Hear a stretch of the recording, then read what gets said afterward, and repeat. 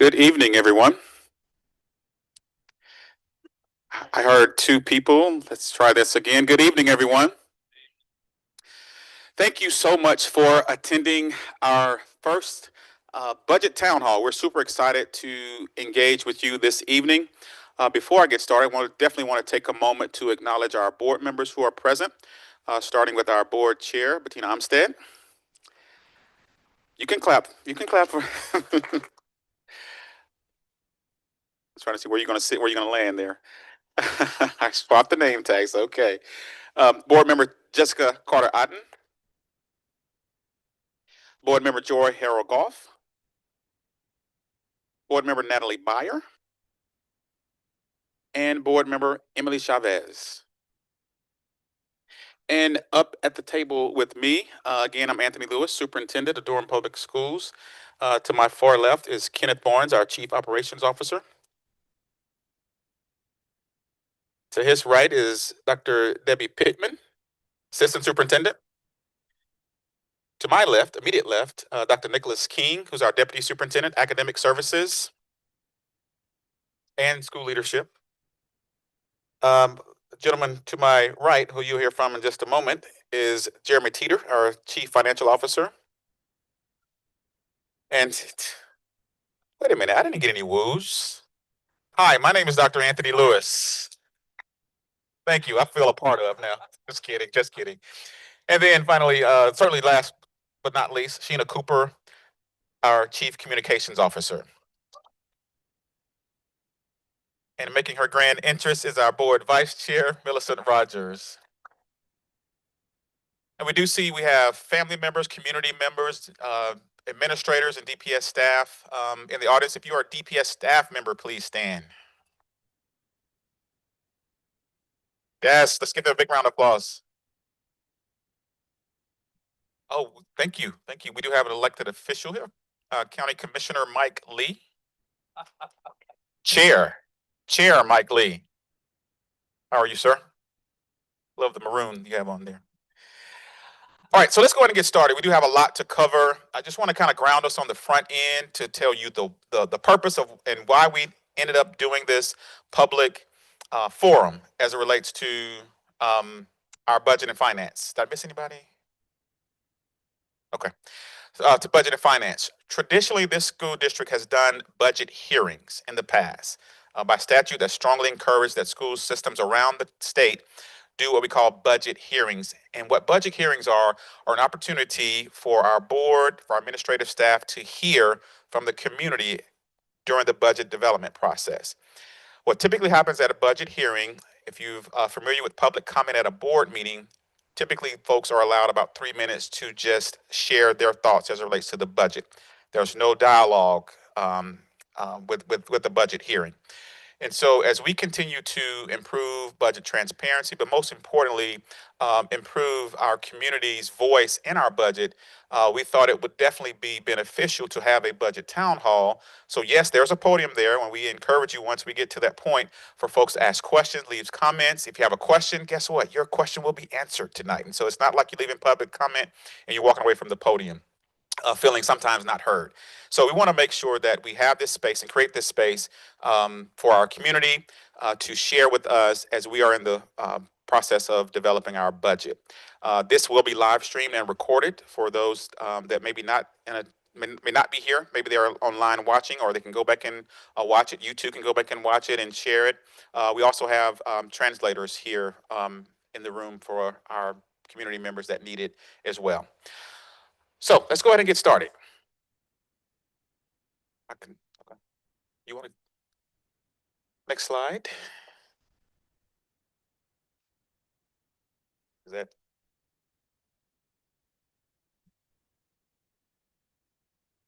Once we get, okay, there we go. So I want to kind of ground us in some of this you may already know, but again, I think it's helpful to provide some contextual information as it relates to the who we are.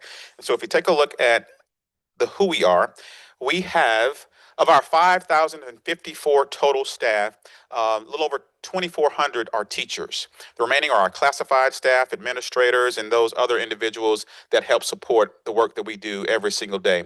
30% of our teachers have 20 years of experience or more. And I will tell you, that's very rare to have a school system where 30% or more of your teachers have 20 years plus experience. And then 1 out of 6 teachers are nationally board certified. And that's something that we should certainly be proud of. Next slide. We have 57 schools, and there's a breakdown on the screen: 32 elementary, 10 middle school, 1 secondary, 612 building, 5 comprehensive high schools, 4 early college, 2 alternative, 1 hospital school, and 1 virtual academy for an enrollment of a little over 30,000 students. And so this is the why we do what we do for those 30,772 students. Next slide. So if you look at the breakdown of those students, you may know this, about 36% of our students are African American, 35.2% Hispanic or Latino, 19.8% white, and then 8.8% American Indian, Asian, Hawaiian, Pacific Islander, and multiracial. And so that's the demographics of the students that we get the amazing opportunity to serve. All those are just numbers, right? The next slide, I want us to really ground, just really take a look at this next picture and really ground ourselves in the why. It's because of those smiling faces that you see on the screen and many more. And when we think about developing a budget, this is the who behind some of the things that are going into our budget. What are we doing to make sure we're meeting the unique needs of the diverse group of students throughout our school system? If you recall, shortly after my arrival, I shared an entry plan. And though that entry plan was just simply consisted of goals that I wanted to accomplish as a new superintendent coming in. As a result of that entry plan, there were some, again, action steps. One to include listening and learning sessions, amongst other things. A culmination was a post-entry plan. It was an opportunity for me to share my learnings after the first 100 days, and not only the learnings, but what I believe should be our priorities going forward. And we had, several sessions. We had surveys out. Really wanted to use it as an opportunity to really ground myself and really understand, try to understand at that time the full picture of Durham Public Schools. And so within that post-entry plan, there were several priorities. But one of the priorities that I heard loud and clear on the next slide is this notion of increasing our financial transparency and accountability. Increasing financial transparency and accountability. And so we must have a school system that demonstrates that financial transparency. We heard that loud and clear during the listening and learning session and through surveys. And then the bullet points you see are some of the tasks that we are tackling, and some of them we've already completed, and just how we approach being transparent and accountable when it comes to our budget, ensuring that equitable resources are distributed amongst our schools. And the example that I use sometimes is you may have 2 elementary schools, both have 500 students in them each. For the most part, you have a certain amount of dollars, you have a certain amount of allocated FTE or full-time equivalency for staff. Traditionally, you probably want to staff that building equally. You have 500 students, you get a certain number of FTE. However, if you look at the DNA of those buildings have different needs, right? And so it's incumbent upon us to make sure that we are staffing our buildings and providing resources equitably. So what that may mean is building A with 500 students, I'm using this as an example, may have 2 counselors, and building B may just have 1 counselor. Now, that's not to say that building B doesn't have additional needs, but if we're serious about really placing emphasis on equitable distribution, we have to do that based on the needs of the students, the staff, and the families in that school. Someone once told me, if your district is really serious about equity, it should be shown in your budget. Advocate for increased state and local funding. This is where everyone in this room can play a major part in. I think I was looking at the news the other day. We're the only state in the United States that doesn't have a budget. And so continue to advocate at the state and local level, leveraging community voices, mobilizing our parents and stakeholders, ensuring transparency within our budget. The goal was to launch Dollars and Decisions, and we did do just that. And that was a team effort between our Office of Public Affairs and our Finance Department CFO, Jeremy Teeter, to kind of share, and I'll share with you in just a moment, some of the topics that have been shared with Dollars and Decisions. The goal behind that was really to take a moment to educate, re-educate our staff and our community around the complexities and the different dynamics within Durham Public Schools budget, but also provide opportunities for community input as well. Launching a public finance dashboard. We're still in the process of that. So you can easily click onto our website, to our finance dashboard, and just at the click of a button, probably get your questions answered. We're always in the process of looking for additional funding through grants and partnerships. I see we have our Durham Public Schools Foundation in the audience with us this evening. Conduct a resource allocation review. We are consistently looking at where we're spending our dollars and what's that return on investment. We are engaging in a project through Dr. King's office as looking at some of the software and the educational supports that we're providing our schools to see what's the return on investment. So in other words, if we're spending $200,000 for this product, is it giving us a return on investment? First of all, are students in schools using it? And secondly, is it giving us a return on investment in terms of improving student outcomes? Conducting a resource, I just talked about that. Streamlining financial policies, conducting a program evaluation review. I think Jeremy has brought us up into the 21st century with removing, departing from some old DOS systems. That was a monumental task. When I first learned of that, I started looking for the dot matrix printer after I saw that. And then holding leadership accountable for outcomes as well when it comes to our budget. If you recall, next slide, shortly after Mr. Teeter got here, I think he was on the job 30 or 40 days, and it was around my 100th day. Once he was able to kind of wrap his arms around the things that were going on in Durham Public Schools at that time and uncovered some not so great news. In the spirit of transparency, we immediately called a press conference to share those learnings. And that wasn't a press conference to highlight some great things. We uncovered like a $35 million deficit, $34 million deficit. But we wanted to make sure as soon as we were at a point where we had enough information, we owe it to the community and to our staff to share that information. And then, as I mentioned on the next slide, we talked about dollars and decisions. How many of you have engaged with dollars and decisions either on our website or through email? Raise your hand high. Okay, awesome. That's good. That's good. Take a look at the next slide. These are just some of the topics that we have shared with our dollars and decisions, and we'll make sure that this PowerPoint is accessible as well.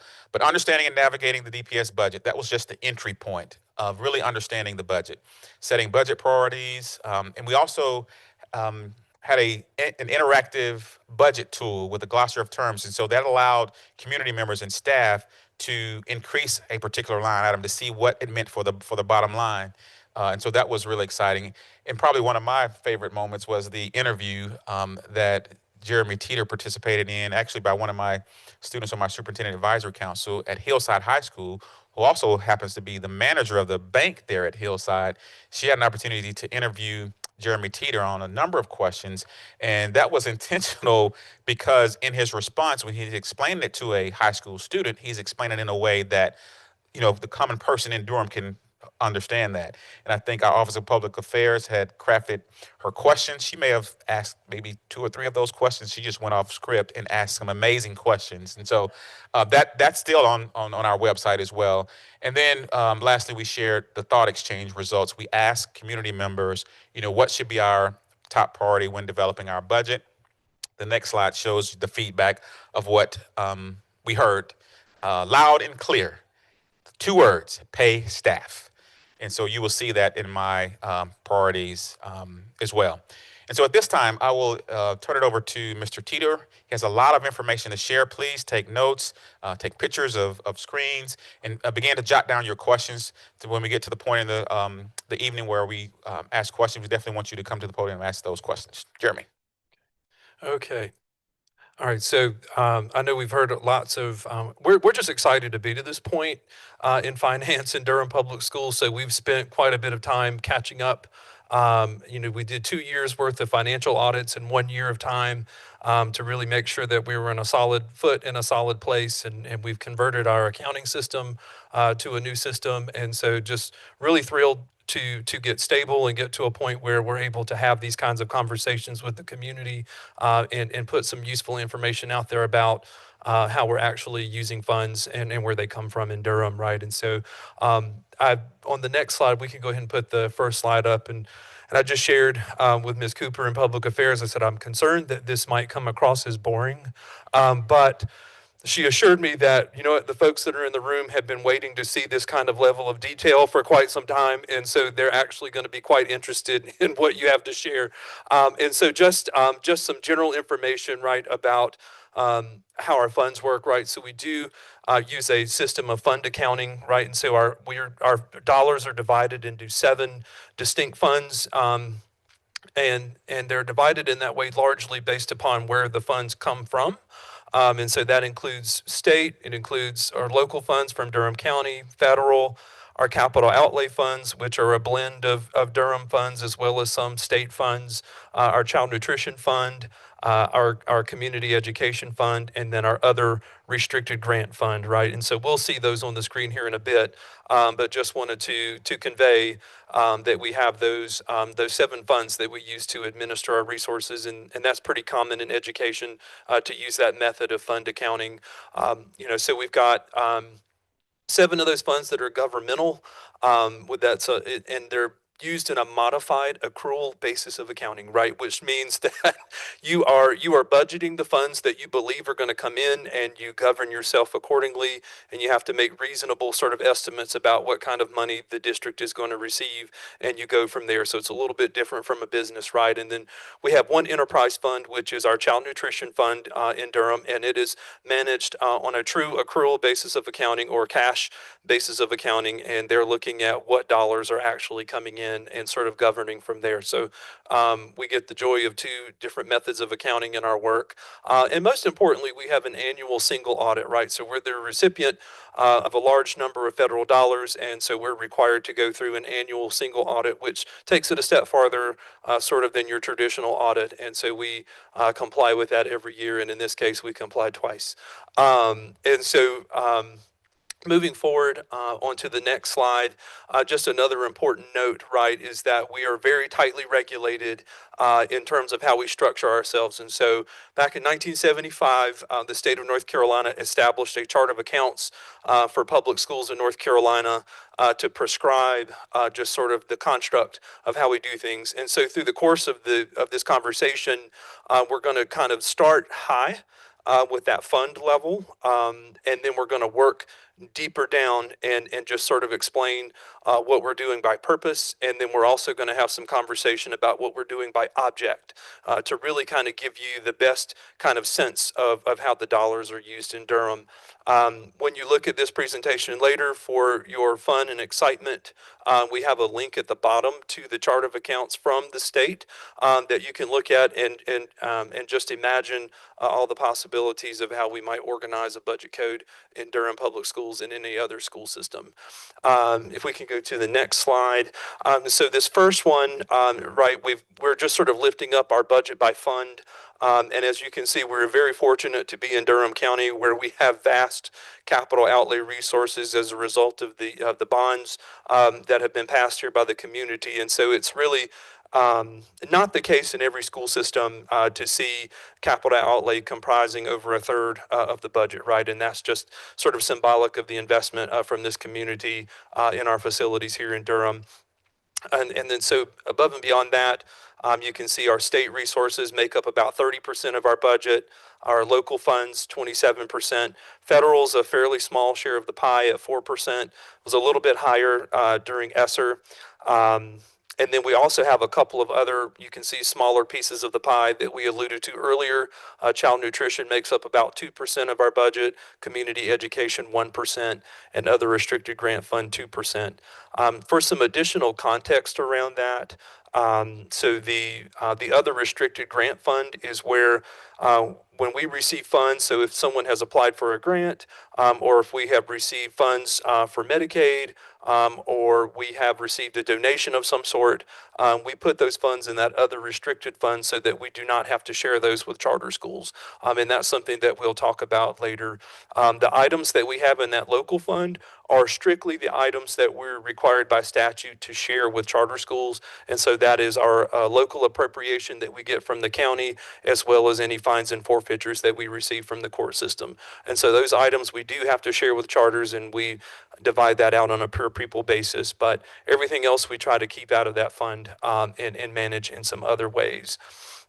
On the next slide, we lift up the budget by purpose to give you a sense of some spaces of where we're putting our funds. And after this one, you'll see a slide without capital outlay to give you some sense of more of our operating funds.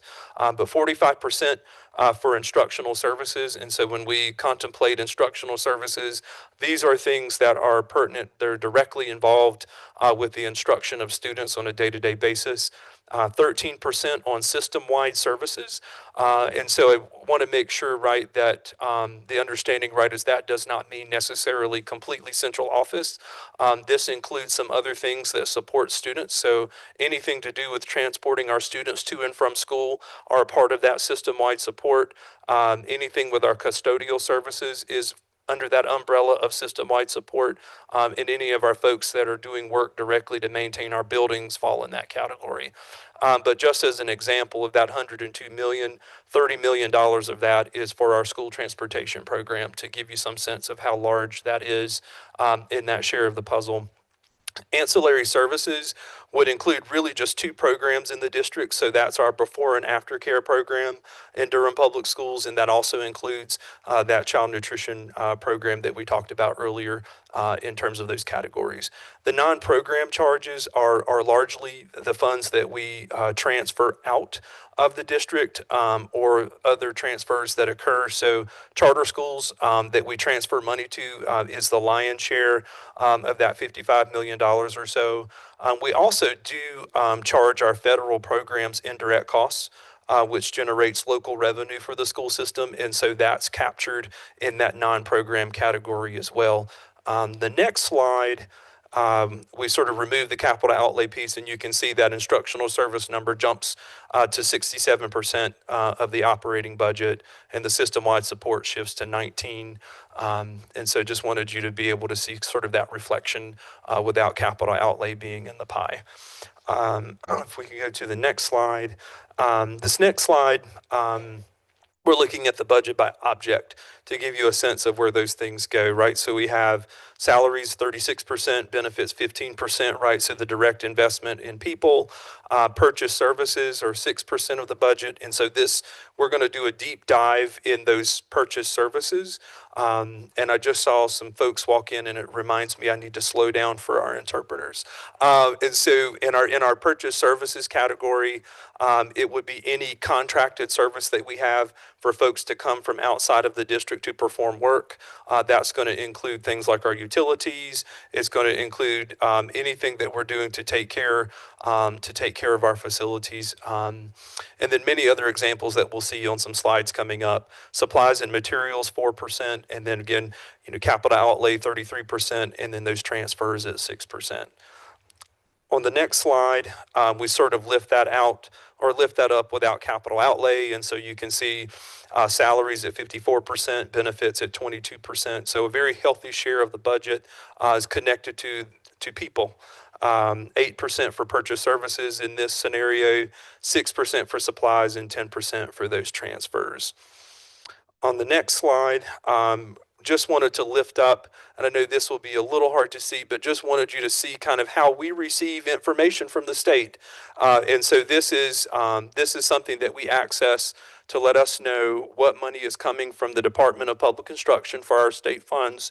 And this changes about 60 times in the course of a normal school year, and we chase down those changes throughout the year. It does take them some time to give us all of the money that they are supposed to give us as we work through the school year. Fortunately, I have done this for a while, and I know what's coming, and I'm familiar with their flow. And so we know how to make some judgment calls while we're in limbo waiting on that activity. But you can see there are, and you may not be able to see too well, but there are three sort of ways in which they deliver state funds to us. So sort of first and foremost, there's a category of positions, right? And so they communicate to us that they will fund a certain number of teaching positions. And no matter how expensive a teacher might be, it could be a teacher with master's, national board, all that good stuff, 30 years of experience, and they will fund the full cost of that salary, no matter how expensive it is. And so we work very hard in finance to make sure we are fitting those most expensive teachers in that particular bucket of funds to be as efficient as possible. And so in the case of Durham at this point in time, that bucket of funds has 1,052 teaching positions that come from that. We start out the year at about 1,300, and we convert some of those to cover the cost of our foreign exchange teachers. And so that is the only scenario in which we're allowed to convert those teaching positions, is to move them to a separate bucket of funds to manage our foreign exchange teachers. And so we have about 290 of those in Durham Public Schools this year, for some context around that. But as you can see, there are about 37 buckets of state funds that we manage. And so each of them has their own set of rules, and what we can spend, what we can't spend, how do they operate. And so they give us an allotment policy manual that we follow and that we can look at to make sure we're crystal clear on what those rules are. Two other types of ways that they convey funding are in months of employment, which behave similarly to positions. And so, for example, they tell us that we have 963 months of employment for school-based administrators. And so, largely speaking, we could say that that's 96.3 10-month people if you wanted to really oversimplify it. But no matter the cost, if we are paying them as we should on the state principal salary schedule or the assistant principal salary schedule, it doesn't matter how expensive they are, they'll pick up the full cost in that particular bucket. Most of our state funds come to us by way of dollar allotments that have a limit. And so you fit in there what you can, and then anything that cannot fit in there, you move to another fund, usually local. And so they come to us for all variety of reasons. There is an allotment specifically for central office, for example, that's a little over 1.6 million that comes from the state of North Carolina. Another example I like to lift up are teacher assistants, right? And so that comes to us a little bit over $11 million for those, right? And so it does matter how expensive or how inexpensive positions are in that case. And once we've exhausted that resource, it's completely exhausted.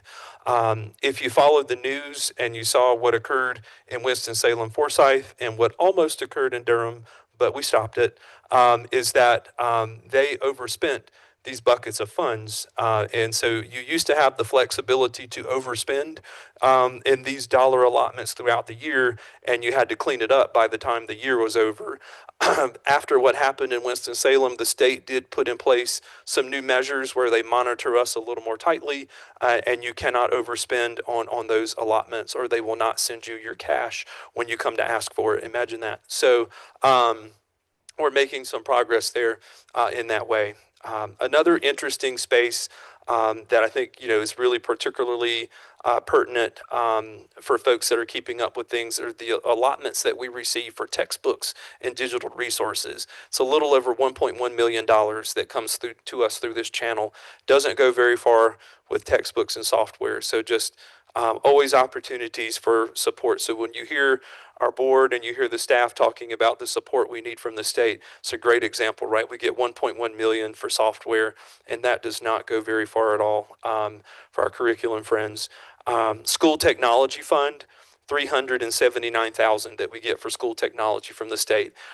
You'll see at the board meeting on Thursday evening, right, the superintendent is pursuing a pathway to be able to finance almost $4 million worth of technology. And so that 300 some odd thousand is really a drop in the bucket from the state, and sort of remains a point of contention for us as we work with them. So that's all the time I'll spend on that one, but this is all sort of publicly available information that you can consume for any school system in the state of North Carolina, and also for charter schools for the funding that they receive, which, by the way, they get just one bucket. And so all of their money comes to them in one stream, and they don't have to think about it and piece the puzzle together the same way that we do. So that's my shameless advertising. On the next slide, just wanted to start lifting up the individual funds by purpose. And so you can see with our state funds, almost 90% for instructional services, system-wide services that include some of those other categories like we talked about. So custodial, transportation, central office, things of that nature, 10.4%. You heard me mention $30 million for transportation earlier. 15 million of that comes from state funds. So that's 15 million of that 25 sort of right off the bat, just to give you some context. And a very small amount there for ancillary services, a little over 155,000. And that's sort of our contribution that we make to the school nutrition fund from our state funds historically in Durham. On the next slide, we look at the state by object. And so you can see 67% for salaries, 26.5% for matching benefits that we're required to contribute into for our employees. Those get more expensive every year, and we'll talk about that a little bit later. And then 3.9% for services and 2.3% for supplies and materials, and then about 0.2% for capital outlay. And so in this context, when we talk about capital outlay, we're largely talking about equipment. And so this would be if we're dealing with equipment that has a unit value of $5,000 or more, and it's something that we have to depreciate and keep track of for accounting purposes to give you that sense. So we're not doing any kind of construction or renovations with our state funds. We're really just looking at very expensive equipment. In a lot of cases, you're thinking about things like driver's ed vehicles, most commonly are those types of items that we see coming from state funds, or if the transportation director needs to replace an engine in a school bus or things of that nature. On the next slide, we look at the local budget by purpose. You can see 47.6% for instructional services and those things that are directly touching schools, 28.9% for support services, 0.4% for ancillary services, and there's that 23% for charter schools. So our board has heard me talk a lot about 23%. There it sits for the money that flows into our charters. I think it's important to note too that when we talk about local funds, there are a number of things that we cannot pay for from our state funds, and the local sources are the only places where we can do that. And so our staff that are directly responsible for maintaining our buildings, the state's philosophy is that that's the county's responsibility, and so we pay for our maintenance staff from local funds, as an example. We also pay for very expensive property insurance, auto insurance, workers' comp, all those things that you need to have do business. They have to come from local funds, and it's not a permissible state expense. And so you will find that in our local funds, that's why you see so much sort of system-wide support compared to our other funds. They're just really sort of our cost of doing business that are not permissible from state and federal funds. On the next slide, sort of is our local by object. So you can still see salary and benefits are a large piece of that. Our services is a space where we see a lot of services, 9%, supplies and materials, almost 4%, a small bit of capital outlay for equipment, and then that 23% for transfers to charters. On the next slide, we lift up our federal by purpose. You can see our federal, like our state, is very laser focused on instruction. And so 89% for instructional services, 5% for system-wide services, and 6% for non-program charges. And so when I talk about that, in that space, we're really looking at indirect costs that we're charging the federal program that does come back into the district. And then also our federal programs directors, so think about Title I, career and technical education, our EC programs, they may have reasons why they are reserving some funds, right? And so they will have line items that are unbudgeted funds because they are trying to reserve that for the summer months, right? So our state fiscal year follows a different cycle from our federal fiscal year, right? So we are on a July 1 to June 30th fiscal year for state funds, and our friends in the feds start in October. And so we do have a period of time in that in between that we like to make sure we have some sufficient carryover to continue our activity while we wait for the dust to settle on the federal side. So that's a common reason why we may see unbudgeted funds parked in the federal space. The other thing I will share is that in a number of our federal funds, we're restricted to 12% administrative costs, which is a good thing, right? And that's their way of ensuring that we're getting this money directly to students as much as possible. Title I funds, for example, is capped at 12% for administrative costs. And if you look at our federal funds, our things outside of instructional services are right at 11%. And so we're sort of below that 12% threshold. And so working really hard to be as nimble as we can with the overhead on our federal programs. On the next slide, we look at our federal by object. So again, as expected, a healthy proportion of that is going to personnel costs, 51% for salaries, 23% for those matching benefits, 14% for services, and then 13% for supplies. On the next slide, I wanted to lift up capital outlay revenue, right? So we hear lots of you'll notice this is the one fund where I just kind of lift up the revenue on its own because there are so many different streams that come into the district to support capital outlay. And so you can see the couple of small things that have come in. And so a number of years ago, in their wisdom, the General Assembly sent us some special funding that was just earmarked for athletic facilities or making improvements to athletic facilities.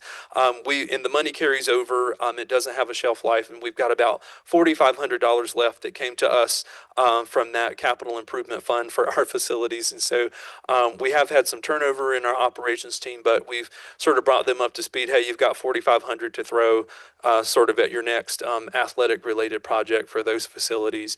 The North Carolina Repair and Renovation Fund is a program that is funded by the Education Lottery. It is different from the Education Lottery proper in the sense of it's a little less restrictive in what we can do. So we're allowed to use that money to make sort of more general repairs versus doing things that are a little more brick and mortar in nature, like a new roof or adding a wing to a school.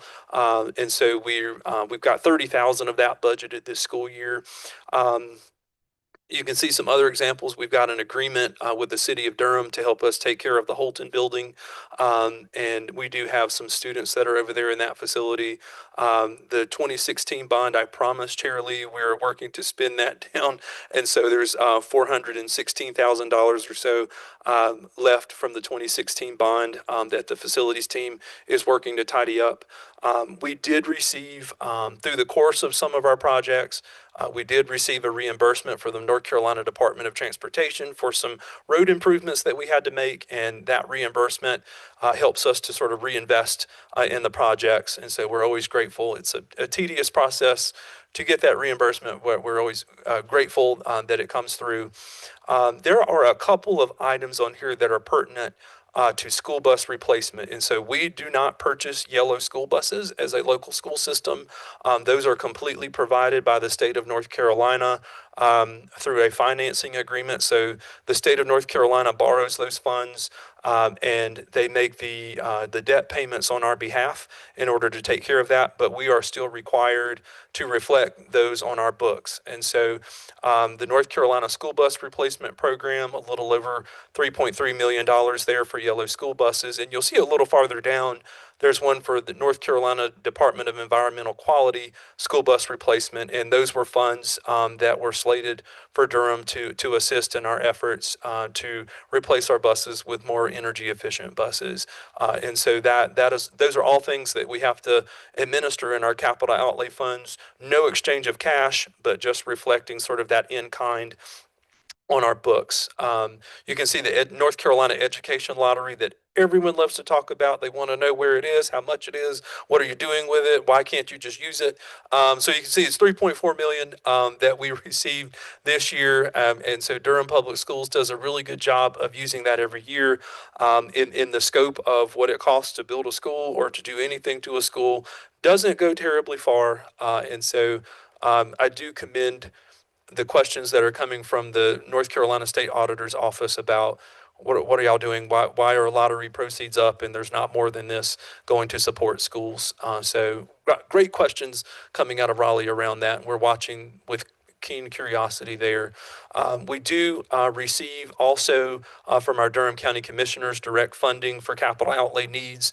So a little bit over $5 million there coming in this year. And so we're grateful for their continued support.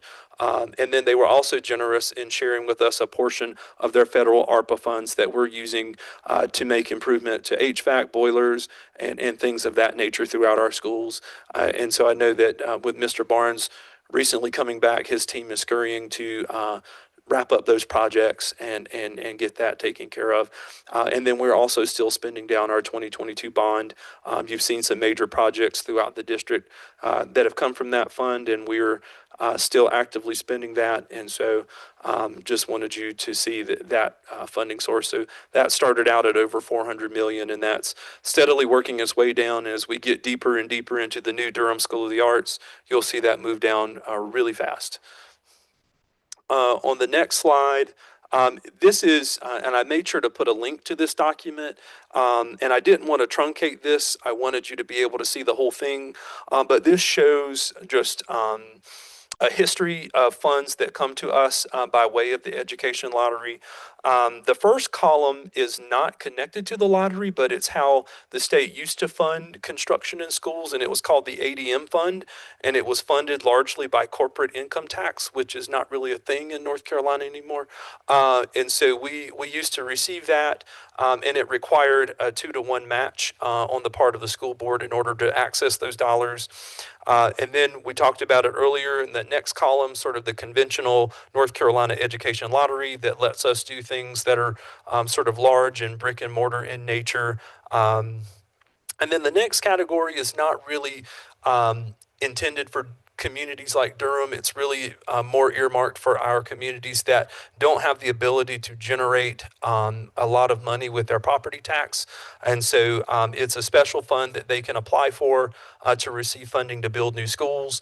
I've been the finance officer for a couple of rural school systems that did benefit from this, and both of them chose to build or rebuild very old high schools in their communities, and so it's a great program out there. But Durham would never receive it if we applied for it. And then we mentioned the repair and renovation fund earlier. This is sort of that fourth kind of stream from North Carolina connected to school construction. And so it is likely throughout the course of the year we will tap on that more to allocate towards our repair needs. I think an important sort of operational distinction is this money sits with the state of North Carolina. It earns interest. We get credit for that interest. And then as we have the need to access that, our partners at the county are sort of the middleman in North Carolina, and they help us to pull that down as we need it. And the two finance teams work very well together to access those funds and pull that down. On the next slide, we talk a little bit more about capital outlay. So obviously, the bulk of that is going to things that are capital outlay in nature. You can see some non-program charges, and so that is the debt service connected to our yellow school buses that the state is paying on our behalf this year. In that system-wide support service, that is sort of a transportation category, and so those are those funds that we had budgeted for replacement school buses. And then as we do build new schools or make renovations to schools, we do take the responsibility to provide some furnishings and other things that they need in the schools, and so that's a space where you might see some investment in instructional services from our capital outlay fund. On the next slide, just drilling further, I won't belabor this one. We're building schools and getting buses, right? And so, and all the things that have to happen in between. On the next slide, we talk about our child nutrition fund, and it is, as you might imagine it is people and food and the things that you need to make food. And so they are largely, they are spending those funds as intended, and very proud of the progress that program has made in the last couple of years. And I'll talk about that a little bit further where it's pertinent on some other slides. But you can see those are their two large categories there to take care of their folks and to actually get that food. On the next slide, we look at our community education budget. As you can imagine, largely that's an ancillary service where we're paying for the staff who support our before and after care programs, who support our summer camps and things of that nature.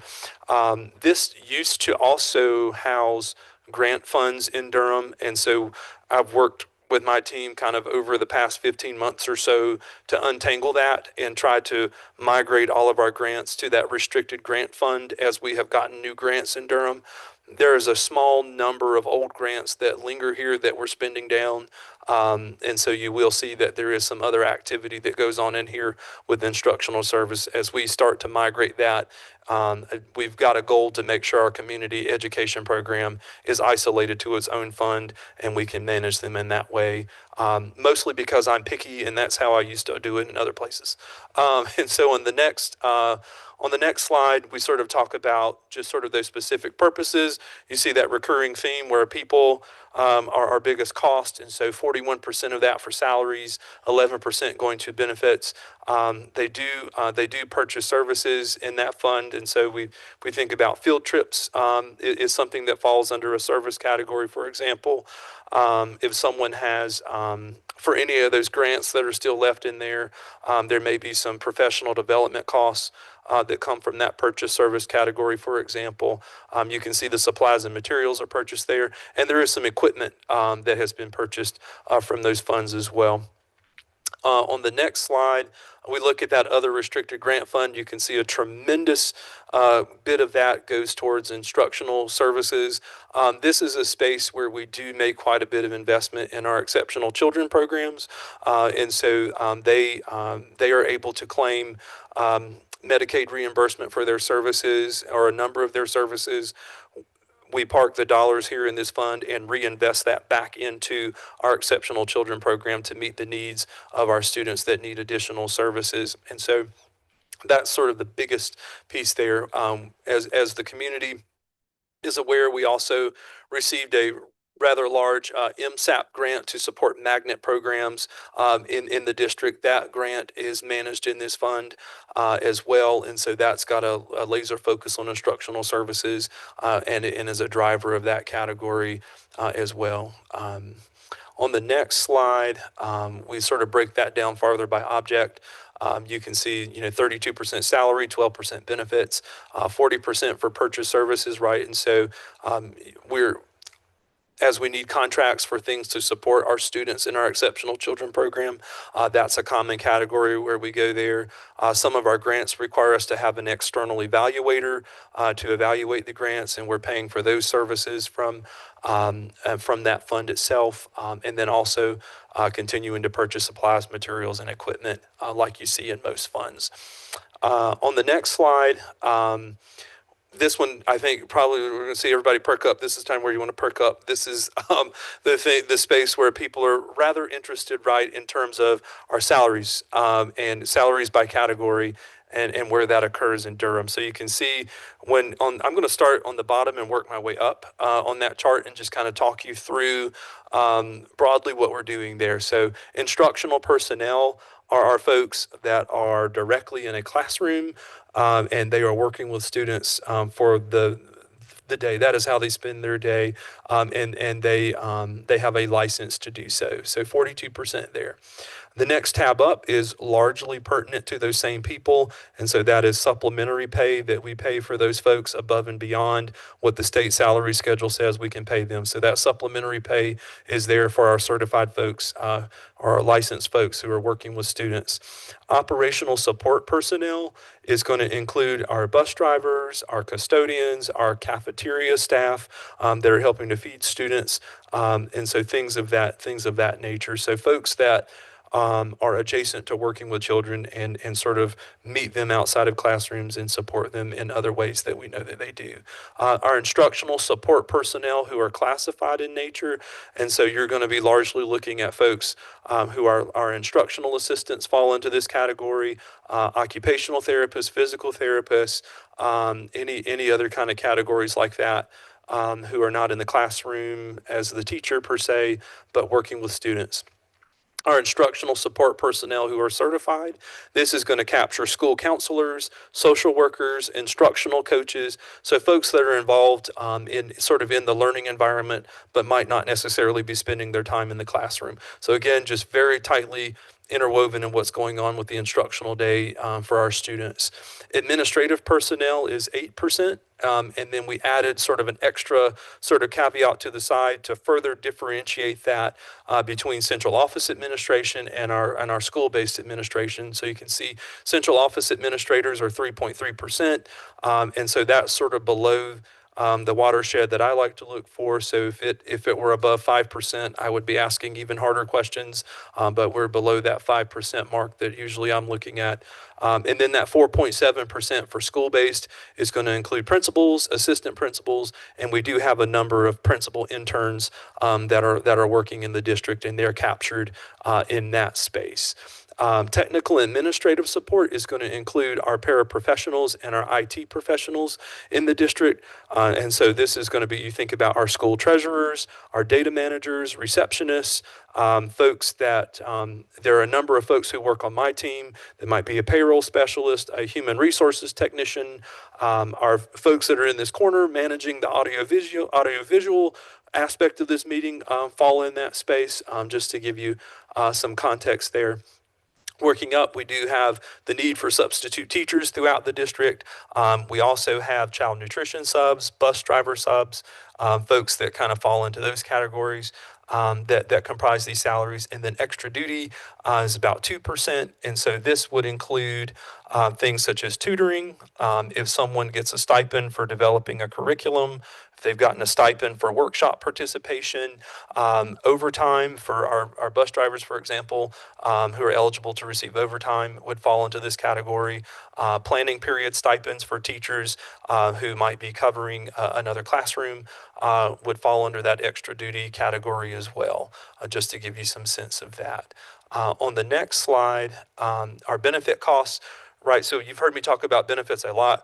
So what are they? And so there are really three large categories that we pay into for the employer share of benefits. And so you can see the state retirement system makes up 52% of the benefits. So almost 63 million a year Durham Public Schools contributes into the state retirement system. And so for our employees who are eligible to participate in that, they have to be working at least 30 hours a week or 75% employed. They contribute 6% of their pay into that system. We contribute this year 24.67%. And so it's a remarkable investment that happens in order to support that fund in the way that it works. And it has, at least I've got the data going back to 1990, and it's only decreased 1 year, and that happened I think a couple years ago is a year that it actually decreased, but usually it increases the amount that we have to contribute. Insurance benefits, so that a little over $35 million is mostly our health insurance that we're required to contribute to. So for our employees who participate in the state health plan, we pay $8,500 per year per employee as the employer match. And then the individual employee amounts can vary that come from their checks, just depending upon what level of the health plan they've subscribed in. Do they have dependents? Do they have a spouse that's on the health plan? And then that top line is really it's FICA, or our contribution to Medicare and Social Security matching. So a little over $22 million in that way. On the next slide, we contemplate our services, right? And so you've heard me talk a lot about our services that we purchase. And so we wanted to make sure that we did a relative deep dive in that. And so you can see a variety of things are sort of captured in that service space. And so we do have various reasons why we pay into tuition. So we do try to support our educators who need some additional assistance getting a license. And so they may come to us provisionally licensed and they need some additional coursework or some additional development there. And so we do invest in that way. We also support our students. And so we do have some students who are working on credentials in career and technical education. And so any funding that we spend on our students in that way fall under that tuition category to help them leave Durham Public Schools with some type of credential.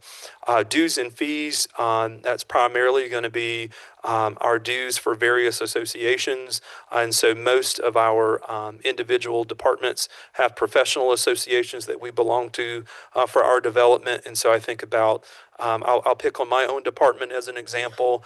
We receive all of our development from the North Carolina Association of School Business Officials, and we spend about $14,000 a year in order to be members and to participate in their conferences and their development. And if we're members of the Rotary Club and other things like that as well, just to give you some sense of what those things might look like. We're very fortunate that we do not pay banking fees, and so some districts pay for banking fees in that category, and we have worked very diligently to have a good banking relationship and not have to pay fees for our services from the bank. Debt service, we mentioned that earlier, and so really the only space where we really have a debt service is related to those yellow school bus payments that are made on our behalf. We may have more conversation around that space in the budget process as we think about how we're going to pay for the technology that we need to refresh. So that's a space that could grow. Communications, so that is not Sheena Cooper's office, but that is our actual sort of communication. So our costs for internet, telephone, stamps, postage, right, things of that nature fall under that space, and we still do have fax lines too. Insurance, and so this is a bit different from health insurance, right? Where we're thinking about the insurances that we're required to maintain as an employer and as a business in North Carolina. So this is our property insurance for our buildings, our automobile insurance for all of our automobiles, except for the yellow buses. The state of North Carolina takes care of those.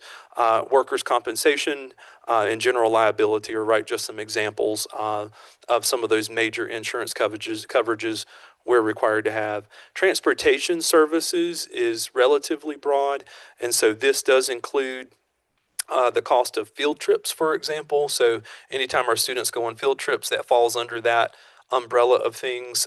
We do have also some special circumstances where we contract for some transportation for our students. So it might not be conducive for them to ride a yellow school bus, and we have to provide some other method of transportation to help bring them to school. That falls under that category as another example of those services. Other administrative costs is a space that we have in our chart of accounts to talk about items that don't fit neatly into some of these other boxes. The best example I can give you off the cuff would be sort of pest management, which is unfortunately something that we have to do. And it's certainly not that full dollar amount, but that's just an example of something that falls in that space. Property services. And so this is a space where we largely our utilities live here, and we'll talk about those on an upcoming slide.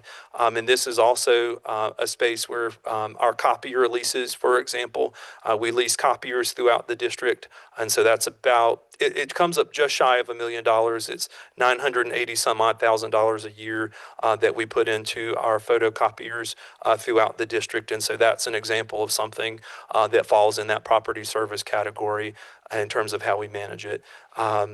Professional and technical services is going to be is a very broad space for any types of services that are rendered for the district outside of employees of the district. Gets a lot of attention in every district I've ever been in, and so we do on some upcoming slides let you kind of take a deep dive into what some of those things are. But just some examples I'll share now would include our legal fees for our outside legal firm. Our outside audit firm is an example of those services. But we'll look at some more here in just a second if we want to go to the next slide. And so, sort of looking at that further, we wanted to kind of drill down into that a little bit more, right? And so we can see that we do for our bus drivers are required to have a very specific medical exam in order to have a CDL license, right? And so we spend a little over $27,000 a year to support those, and so very very important investment for us. A little bit over 116,000 for speech language contracts, right, to kind of fill in some spaces where we're not able to take care of it with staffing. We're seeing that more and more in school systems. 252,000 or so under the umbrella of marketing. So any kind of advertising, reproduction of materials that we have to share. And if you think about that, in the context of the private sector, right? So a very small investment goes into marketing compared to what you see in other industries. And it's a space that we're thinking about more and more as we're competing with these other entities for our students. Workshops fall under that services category. So a little over 730,000 that we spend for workshops and professional development for our staff. Um, and then these next two categories, we're going to push into a little more, but that other technical contracted services, really almost all of that is connected to the costs of our foreign exchange teacher programming in the district. And as we mentioned earlier, we convert our teaching positions to help us to pay for that. And I just share that when we go through that conversion, the funding works out for us where we're able to pay for the salaries of those teachers, we're able to pay that fee, and we're able to pay any other related costs to those folks in a way it fits within to the scope of that conversion, right? And so it's a very strategic conversion that we make, and all school systems do it with foreign exchange teachers to make that work. But nonetheless, we have that contract costs that we pay to the providers, and they do not participate in our state health plan. They participate in a separate form of health insurance that those providers help them to secure. That is part of that fee that also goes into what we pay those providers, as an example. On the next slide, we lift up, what I really tried to do is for our categories or our areas where we're investing in contracted services, 50,000 or greater, I tried to lump that together into some general purposes to give folks an idea. And so I talked about the fees for those international exchange teachers earlier, a little over $5.7 million in that space from our state funds.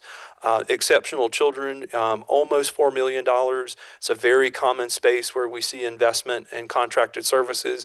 That includes things like psychology. It includes things like the speech therapy we talked about earlier.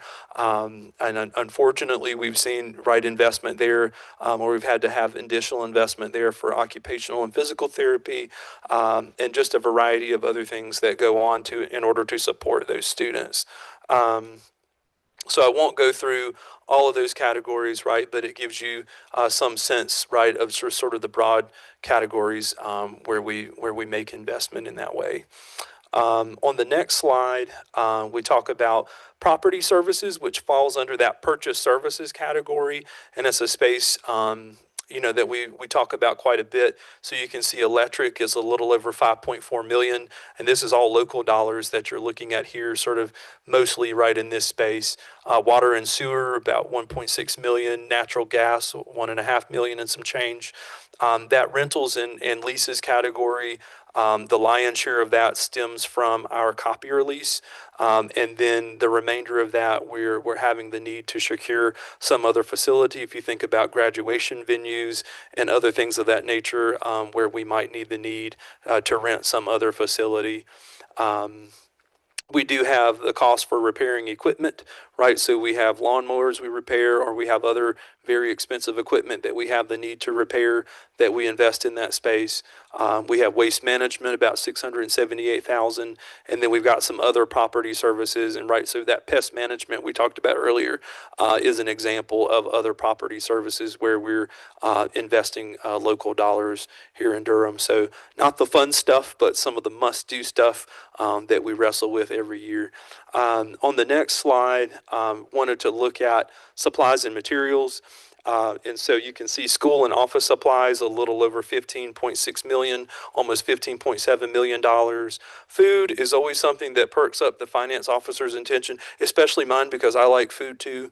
And so 7.9 million or so, and I put sort of a special footnote here just to provide some context around that. So almost 6.9 million of that is connected to our school nutrition program, a little over 93,000 or so to take care of pre-K snacks throughout the district, and then a little over 62,000 for snacks that go into our before and after care program. So a healthy share there going into those spaces. Some other times where you might see food costs in the district, it might be related to a day-long professional development, and folks don't have the opportunity to get lunch at the school, as an example. But there are certainly other things that go on, and I'm always going to ask questions. We also, you can see in that category, so non-capitalized equipment. If I think about that space, it's going to be any piece of equipment in Durham that has a unit value less than $1,000. And so we're thinking largely you're looking at laptops or any other type of device that might fit into that category where we're investing in that way. Um, Operational supplies, right? So those are going to be things, sort of the best category I'm thinking about, sort of on the fly, right, would be food processing supplies that are used in our school nutrition program. So things that they need to buy in order to help them to serve the student breakfast or student lunch, but certainly other categories of that. The first one's a little weird, and so we threw up an accounting word there for you. And so sales and use tax, so it's a contra expense. So this is that amount reflects sales tax refund that we receive, right? And so we are not exempt from sales tax completely. Some states, public schools are exempt from sales tax. We are only exempt from the local portion of sales tax in North Carolina, and then we are required to put that back into the programs it came from. And so in this case, that 21,000 and some change is a sales tax refund that had to go back into our federal programs for those folks to rebudget and reuse in their federal programs. And so we have to manage that kind of tricky from an accounting perspective, but just didn't want to leave it out. Just thought we're showing all the cards tonight. On the next slide, we talk about our capital outlay by category. And so you can see largely 94.7% is something pertinent to a building or something that we are doing to a building. 3.3%, right, it's vehicle related. Almost every stitch of that is related to the school buses that we talked about. Improvements other than buildings. And so this is a space, if you think about if we're doing work paving a parking lot, we're making repairs to a sidewalk, if we're doing something with the grounds at all, that's a space where we would sort of reflect that investment. And then also, of course, we do have equipment costs that occurs in that fund from time to time that's pertinent to our capital outlay operation. On the next slide is a space that's always of great interest, right? And that's sort of the conversation around local fund balance. And so Durham has had some recent history there, but we're sort of pleased to be sort of trending in the right direction. And so in order to really know where we were, that's why I stressed the importance of those 2 years of audits that this administration got taken care of so that we could have some sense of really what was going on there and talk about that intelligently. And so when we came, I showed up sort of on the heels, and Dr. Lewis too, sort of on the heels of the salary study that occurred, and I won't say any more than that. And so things transpired that required the district to use some fund balance, right? And so I think it was about a $6 million or so sort of hit to fund balance that occurred at that time. And so then we were very fortunate. And so in the most recent year that's been audited, we were able to add about 3 million back to that fund balance, and so reclaim half of that. And so just very grateful for that did not happen because of one person. That happened because of a lot of people making smart choices and doing right things, and lots of no's in between.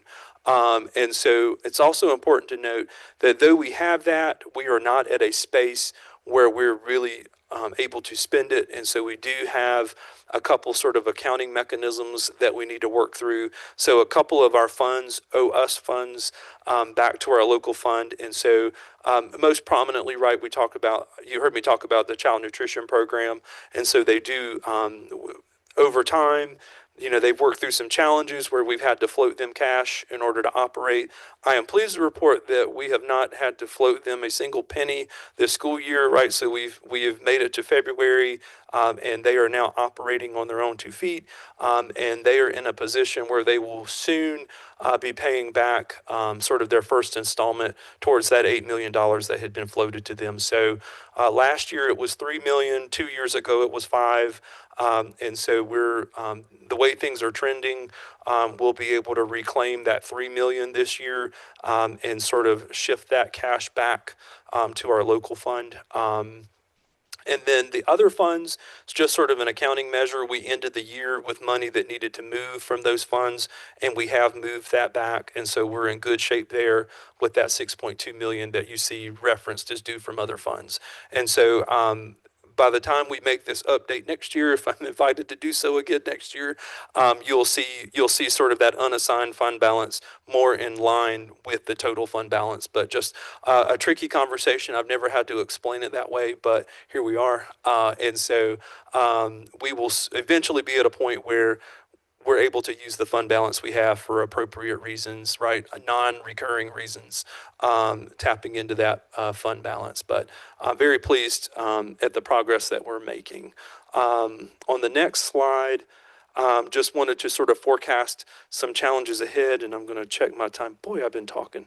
On the next slide, so it's just sort of lifting up, right? If you've been following what's been going on, right? So we've had some declining enrollment in the district, and the money follows the students, and so the state of North Carolina reacts to declining enrollment 1 year in arrears. They used to react to it midstream, and that was not fun to have to sort of sort through things at Thanksgiving, Christmas time with major swings in state funding.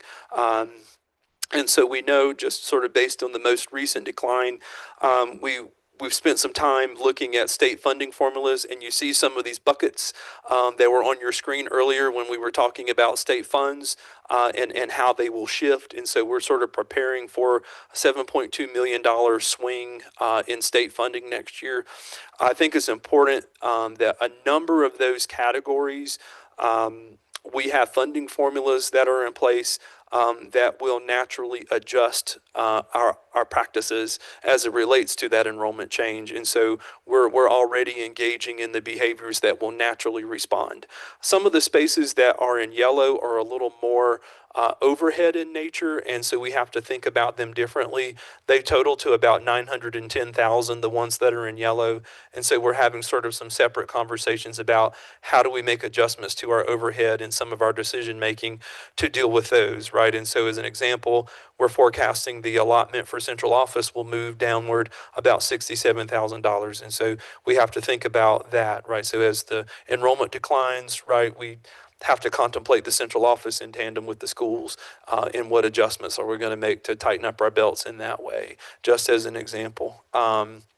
Sort of moving forward from there, on the next slide, we talk about a local challenge. So charter schools love Durham, and they love Durham because the county commissioners and the county manager are fantastic, and they fund our schools well with local dollars. And so they want to go to communities where they're going to get the most local dollars to follow the children. And so Durham is prime ground for that. And so we are aware of 2 new charter schools that are set to open their doors next school year. One of them purchased a $9 million office building in the southern part of the sort of the southeastern part of the county. And they are planning to start their year with 600 students. And then the other new school is planning to start their year with 400 students. And so we are planning for that now and contemplating what we'll need to do for that now. And so looking at an additional 6.6 million or so that we will have to share with our charters as the year progresses. And so we're just assuming the worst case scenario for our planning, because we really won't know until we know how many Durham County students they actually take. They may pull in some Wake County students, they may pull in some Orange, Chatham, and other surrounding counties, but we're just wanting to be prepared for that 1,000. And it would shift, right, their share from 23% to 26% for some context around that. On the next slide, we just lift up some things that we contemplate in Dr. Lewis's continuation budget. So we all have the same relationship with Duke Energy that you do at home, and they are constantly, despite $5 billion in profit, talking about raising utility rates. And so we don't know where it will settle, but we have to plan for the worst case scenario and then deal with that once we know what actually happens. Insurance carriers, same way. They're always looking to raise rates in North Carolina, and we try to prepare for the worst case scenarios in that space. And so just that's all I'll say about that. These are some must do things that will happen no matter what, and we try to prepare for those. And we'll talk about that once again at the board meeting on Thursday with Dr. Lewis's budget. On the next slide, we talk about really a crystal ball, right? And I think just from the perspective of school systems, we always go first in the budget development cycle. We have no ability to generate money or really make any consequential decisions, but we go first, then local goes. The state goes if they feel like it or if they can agree, and then we hear from federal, right? And so it'd be great if it worked the other way around in some alternate universe that we got to kind of go last. But we get to go first, and we have to kind of predict what these other folks might do. And so the state has given us really no roadmap or blueprint about what kind of decisions they might make. In a normal year, we would be operating or are planning to operate from year two of a 2 year budget. That did not happen. And so we continued to make guesses about what they might do and cling on to any information someone might leak. And so our philosophy is to prepare for what might be a more expensive scenario. We just don't know, and we don't want to have to come back and ask for more money or come back and make adjustments later. And so we're working with a 5% scenario for now. And so this would be sort of the pressure on our locally funded employees as a result of a potential state action that we have to plan for. We know that retirement rate is going to go up. I don't really need their blueprint to know that that thing is going to move. And I don't need a blueprint to know that that health insurance rate is going to go up. And so the most expensive I have seen in my time is $600 per year. So we're planning for that scenario in the absence of information. And given the new state treasurer's trend so far, I'm counting on that to happen. On the next slide, I think we finally get to the point for questions. And so hopefully it was more interesting than boring, but we wanted to really try to provide this information and put that out there for you. And I will leave it to some people smarter than me to facilitate the community part of this engagement.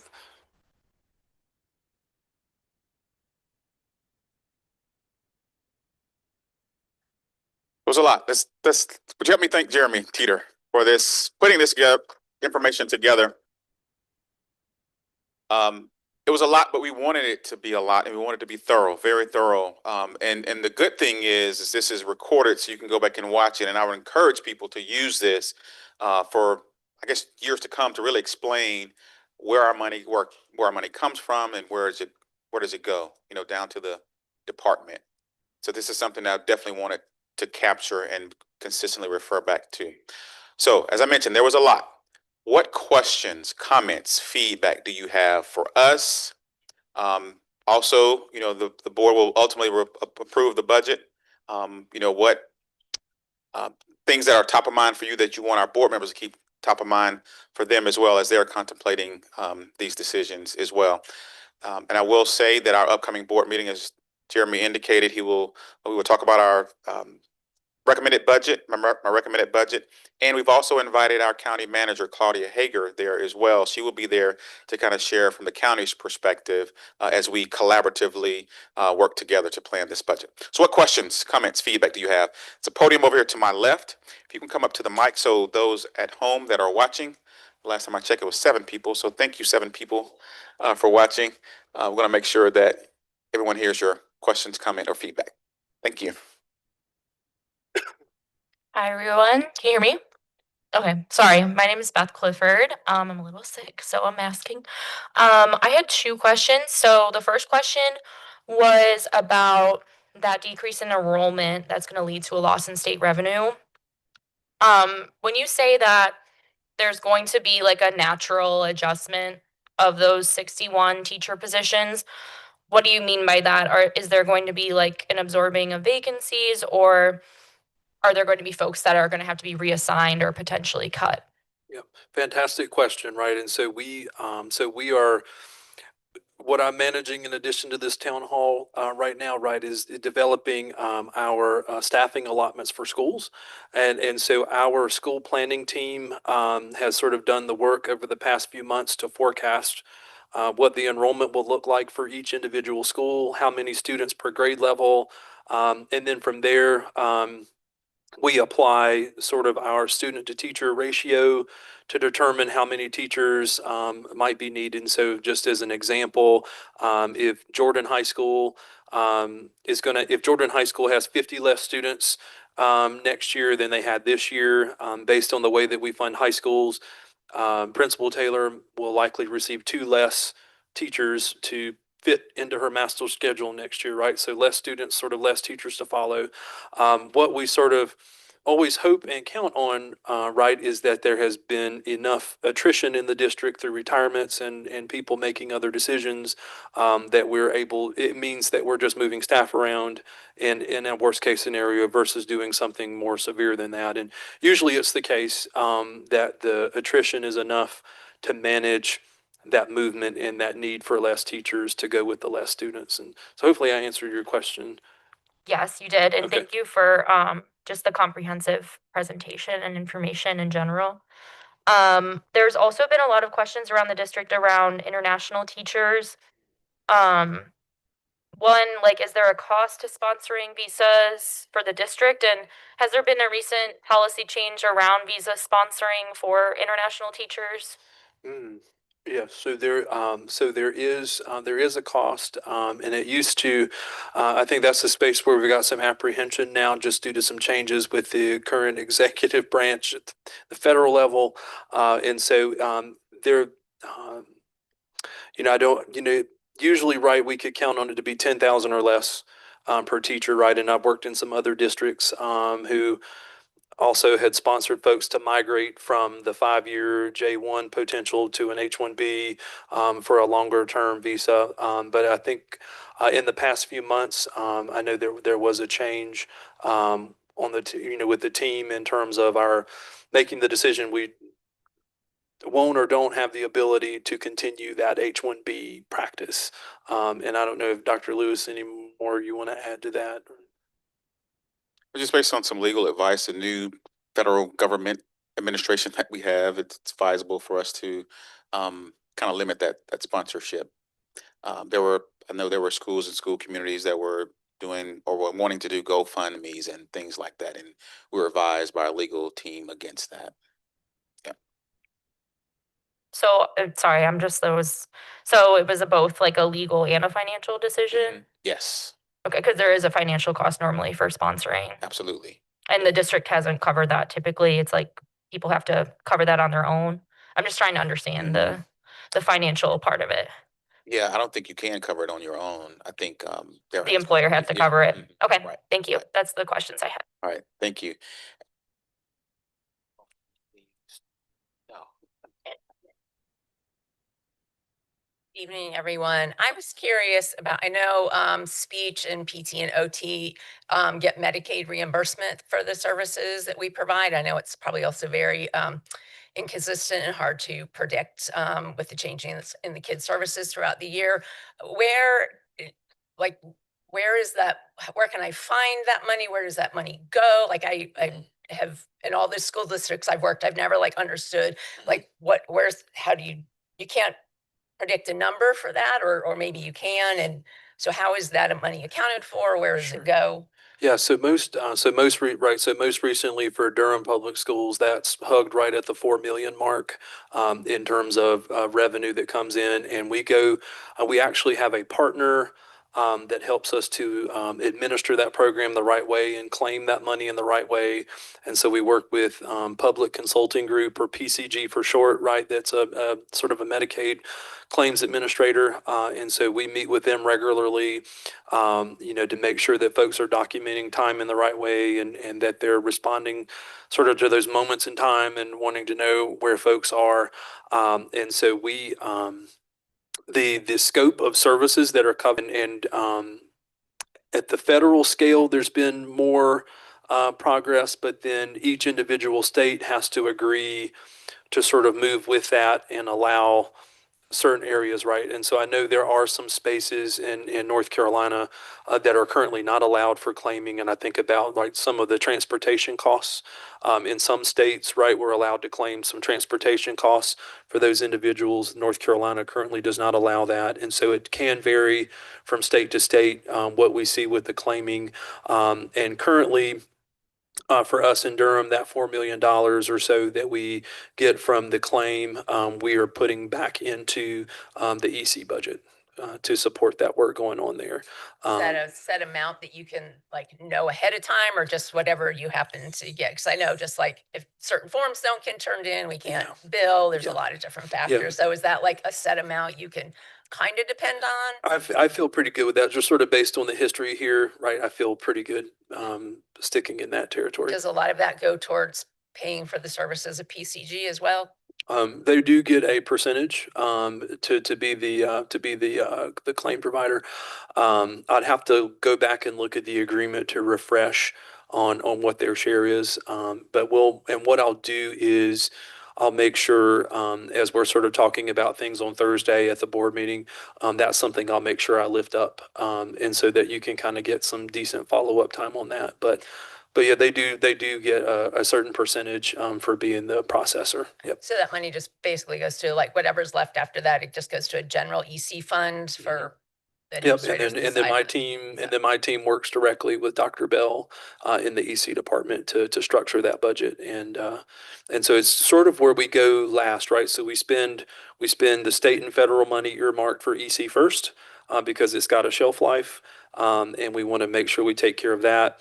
And then we move to our local funds that we receive for EC, and then we go to usually the Medicaid funds as the last stop in sort of that order of operations. Yeah. Gotcha. Thank you so much. I Yes, appreciate ma'am. it.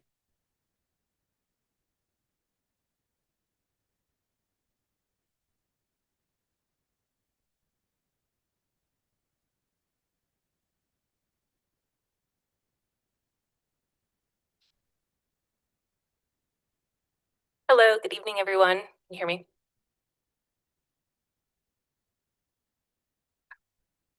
Hi, my name is Dr. Trahey, and I'm a community member here in Durham, where I have lived for now over a decade.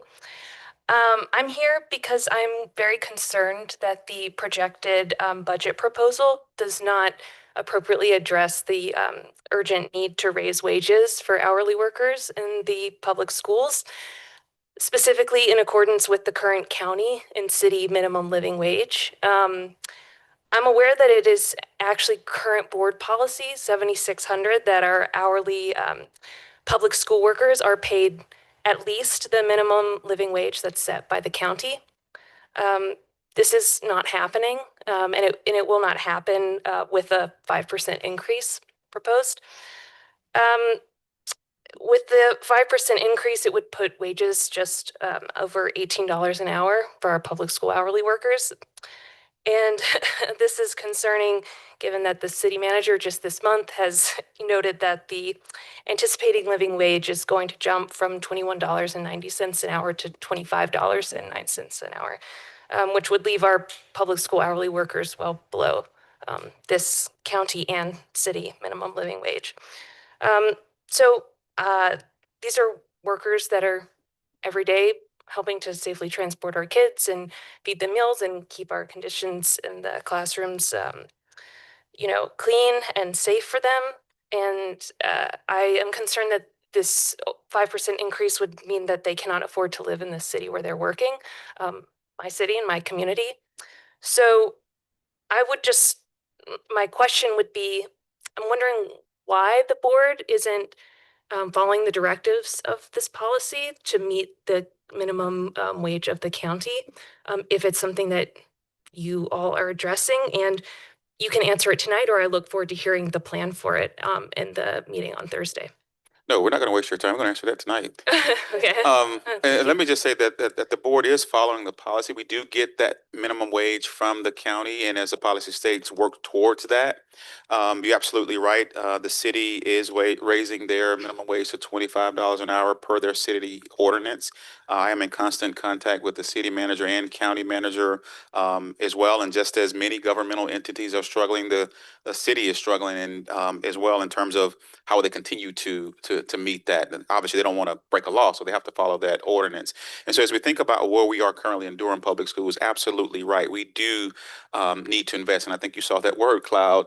Pay staff, and that was one of the things I heard loud and clear in my listening learning tour as well. Pay staff, particularly our lowest paid workers, and so in my superintendent's recommended budget, that's one of my priorities. Top priorities is classified staff wages, all wages, right? But definitely investing in classified staff. While this 5% won't get us there, we are also thinking about just kind of where we are as a school system from a budgetary standpoint. What can we do this year? But also beginning to think ahead. What can we do next year to consistently put ourselves in a situation where we can meet that county wage? And so all that to say, we're not there yet. We're not happy about it, not excited about it, but we are feverishly working towards that with the funds that we do have, where we can address our classified staff wages. Oh, thank you. I was just following up with a clarifying question. 5% increase this year would take the wages to $18.39 an hour. If you proposed a hypothetical 5% increase for next year, that would take it to $19.30 an hour. The current living wage set for the county is $19.22, so $18.39 is not meeting that. And even $19.30 next year would not be meeting it if the county is projecting to raise it $3.19. So that plan in my in my calculations is not actually even anywhere close. It still puts us almost over $3 below both the county and then $7 below the city next for the 2026 to 2027 fiscal year. So this just seems like, I mean, I know that you're saying that we're trying, but there's the largest jump. There's a rapid increase in this living wage, and we need an immediate plan to reconcile that. And I'm just wondering what that immediate plan is, because my numbers aren't adding up. So I look forward to seeing sort of more specifics of that play out in the coming future. Yeah, absolutely. Thank you. I'll just address, we have to also think about where we're spending our current dollars as well, so we can ensure that we are in a position where we can meet that minimum wage set by the county. And we're also having conversations again with the county and the city to make sure that, they're not just running off and leaving us, right? Because what will happen is our staff may decide to go to the city or the county. But most importantly, it's incumbent upon us to make sure that, even from the fund balance conversation, I think it was an 11% increase, was it 2 years ago, I believe? And so really thinking about what will the next 3 years look like? But not only that, once we get to those next 3 years, putting a plan in place for the next 3 years, because the livable wage will only go up. And so we don't want to be constantly playing catch up. We want to, you often hear me say, if you haven't heard me say, I want Durham Public Schools to be the premier school system in the country. We can't do that if we don't have premier salary schedules as well. And so that's something that we and this board is their priority, is our priority, to make sure that we are looking at where we're spending dollars so that we can invest where we need to, and that's in our staff. Right. And just my last point is the policy says that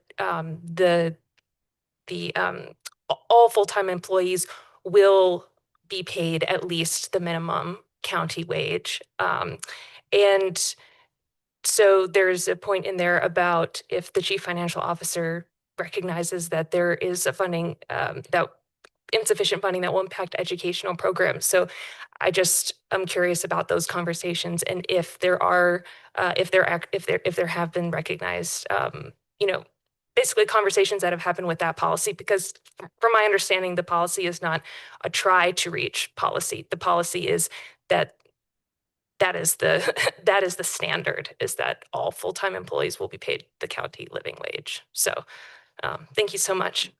No, thank you for lifting that.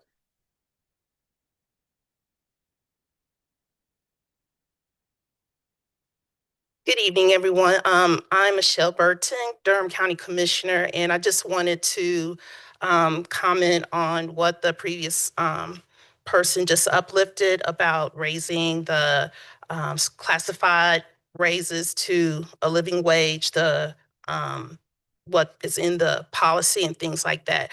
That's something that we are committed to, right? And we are having our budget retreat on this coming Thursday. One of the things that we as commissioners and Chair Dr. Mike Lee is here, and that's why we came to listen, is we're going to have to work together with the school board, with the city of Durham, because we recognize that as inflation goes up, housing costs go up, et cetera, we have to figure out how do we get everybody's wages up, right? And it's challenging because, as many of you all heard, the state, you heard that over and over and over again, the state, the state, the state. So much of the funding for the schools is supposed to come from the state.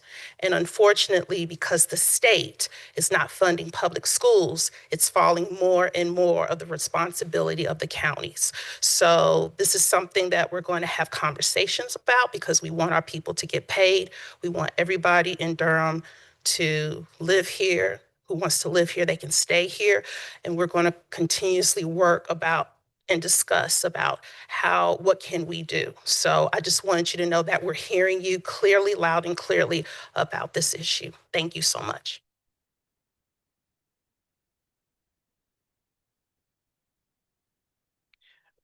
Hello, my name is Rob Fields, and I couldn't have asked for a better setup than that.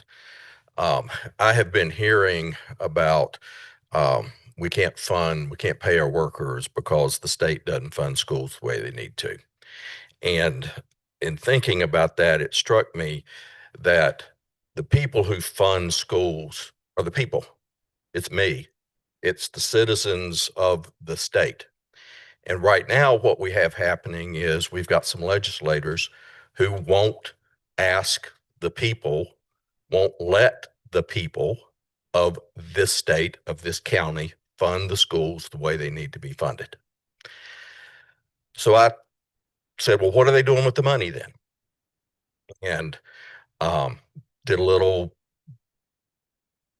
back of the envelope work. Y'all probably can do a better job at this than I can at finding the tax burden on citizens of Durham County and what has happened to that tax burden since 2019.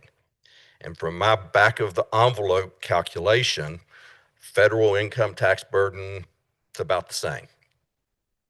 State sales tax and property insurance burden, about the same. The big change has been on the state income tax. And there's a significant decrease in the state income taxes that have been paid by the citizens of Durham. It's about $100 million a year of income taxes that we are not sending to Raleigh. If the county asks us, we could send it to the county. But the county's not going to ask us if you don't ask the county. So I would encourage you to shoot for the moon. Ask for $25 an hour. That's what the city's going to be funding. They're going to raise their property taxes, whatever it takes to fund $25 an hour for their employees. The county is going to make sure the property tax is sufficient to fund for its employees. They can't do it for the school employees unless you ask. So my question is, why not ask? I'll leave living wage at that. The second thing that I had questions about was the technology expenditure. The last work session, the number was about $4.6 million. Looks like it's come down to about $3.8 million. That's progress. The big question that that I have about the technology number is, has there been any evaluation of the connection between reducing the one-to-one screen addiction of our kids with where we're spending money for technology? Because there's an instructional piece of this, and then there's the technology funding piece of this. There's a study that was been done of 65 different countries, including the United States, that indicates that screen time at school of more than 25 minutes a day has a negative impact on student performance. That's the average across these 65 countries. Now, we can debate about whether it's 25 minutes or whether it's 45 minutes or whether it's 30 minutes. But the concept that more screen time results in less student performance seems to be pretty well supported by the data. And if that's true, do we really need as many computers as we're buying? How are we going to use them? Are there alternatives to give the kids the 25 minutes that's positive without having to give every single one of them a computer to sit there and be tempted for the rest of the time that's negative? And so I would ask the question about, is there an instructional link between the technology budget you're proposing and the uh, and the computers that we're planning on buying? So those are my two questions. So I'd say, first of all, I'd love to have a reference to that study to review it and have my team take a look at it. But a couple of things I'd like to just add to that are really important to make sure folks understand. Number one, that number, that $4 million number, does not all apply specifically to computers that students will use. That number reflects our total cost for technology infrastructure on an annual basis. So it includes projectors and all of those other pieces that are a part of the technology infrastructure, as well as the back end items that are there. The other thing that I would share is this: we have made a decision, and not we, but a decision was made some time ago, and drives a lot of what we can do as it relates to technology, right? So, for instance, many of the systems that we have to operate with and use with our students are technology based, and we don't have a whole lot of decisions about that. Every end of grade test that students take, right, is technology based. We don't have the option of giving kids paper and pencil tests anymore. Um, we have made the decision that in many instances, in large part, we access and provide instructional resources through a technology through technology platforms. One of the reasons for that is because it provides us with a couple of benefits. One, it is less expensive. Two, it also provides us with the opportunity to make adjustments on the fly. So, for instance, if we are using technology-based instructional resources, and the standards change, right? Those companies can change those materials for us without us having to go in and purchase all new sets of textbooks and all new sets of workbooks, right? So there are a number of pieces that go into that decisions.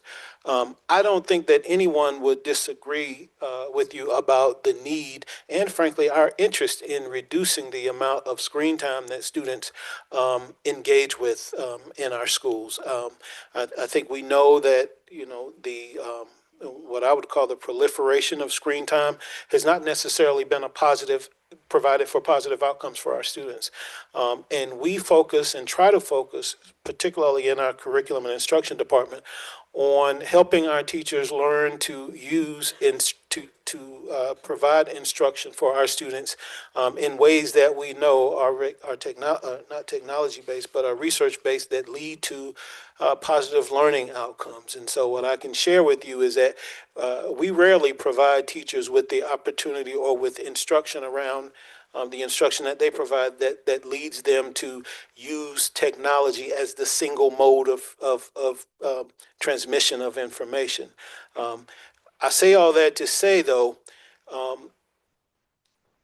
even if we reduce the amount of screen time that students use, that does not necessarily mean that we will need to reduce the number and the size of the technology purchases that we have to make.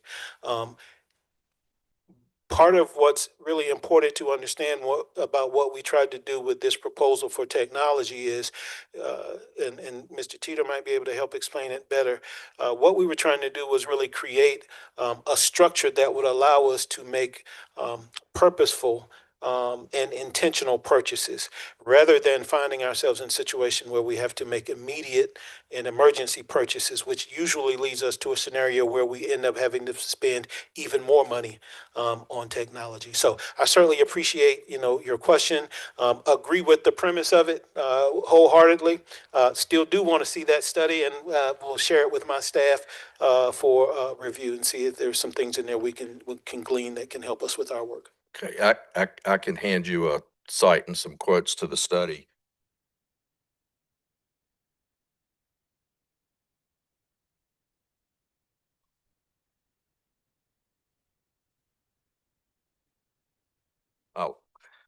I'll also share, just for what it's worth, a comment that's on the back of what I've handed you, is that technology that looked a whole lot like what I'm holding in my hand was used to teach Shakespeare, Einstein, Maya Angelou, who was born in Durham, MLK, Lillian Smith, James Baldwin, Reverend Jesse Jackson, Fred Brooks, Durham, Gertrude Elon from Durham, Robert Lefkowitz, Nobel Prize winner from Durham, among tens of thousands of other greats. Computers are not essential to learning. They're not essential to greatness, but learning is. And our teachers are telling us what they need. And I don't hear our teachers telling us that we need to spend $4 million a year on this technology. So I would encourage you to listen to your teachers and to save that money. There are other places we need it, like maybe for some more teachers. Thank you very much.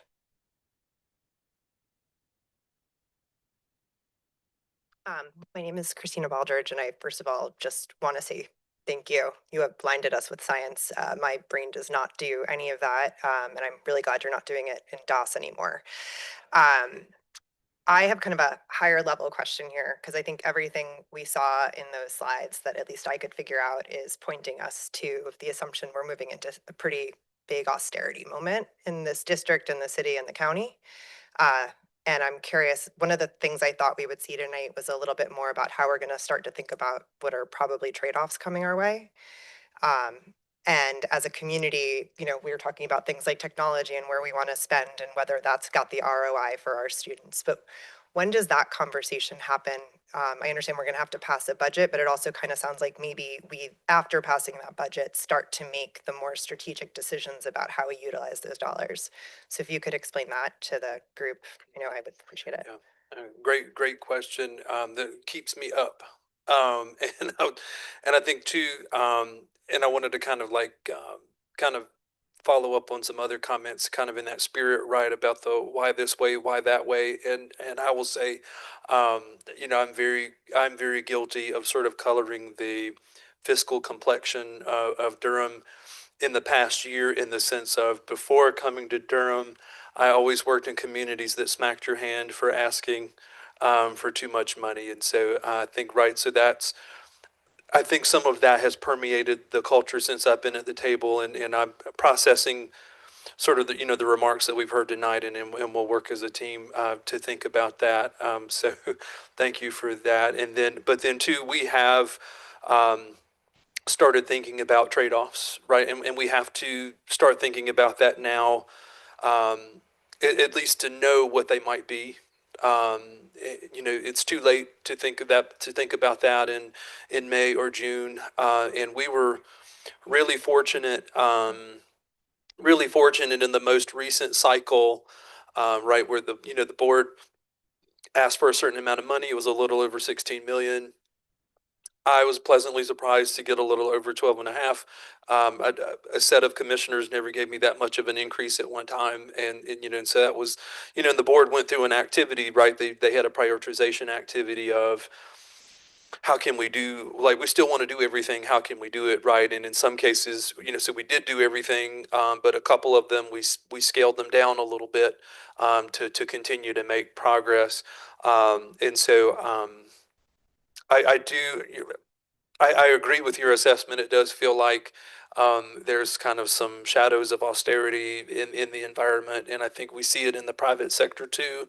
We keep seeing these scary headlines, and so we are, I guess, sort of the short answer is we are thinking about the trade-offs, and I think we will, as we work through sort of the not Thursday night, but sort of the two meetings that we have in March. You'll see us do that in a more public way, about what are some potential trade-offs, and we've done it to a smaller scale at some other times, right? You've seen us kind of have some public conversations about some of our contracted services. Do we really still need that? Do we continue that? And right, and the board did cancel some contracts back in December, and so we continuing to dive into things like that. But I think over the next couple of board meetings, particularly in March, you'll see that in a much more public way as we kind of wrestle with our priorities. Thank you very much.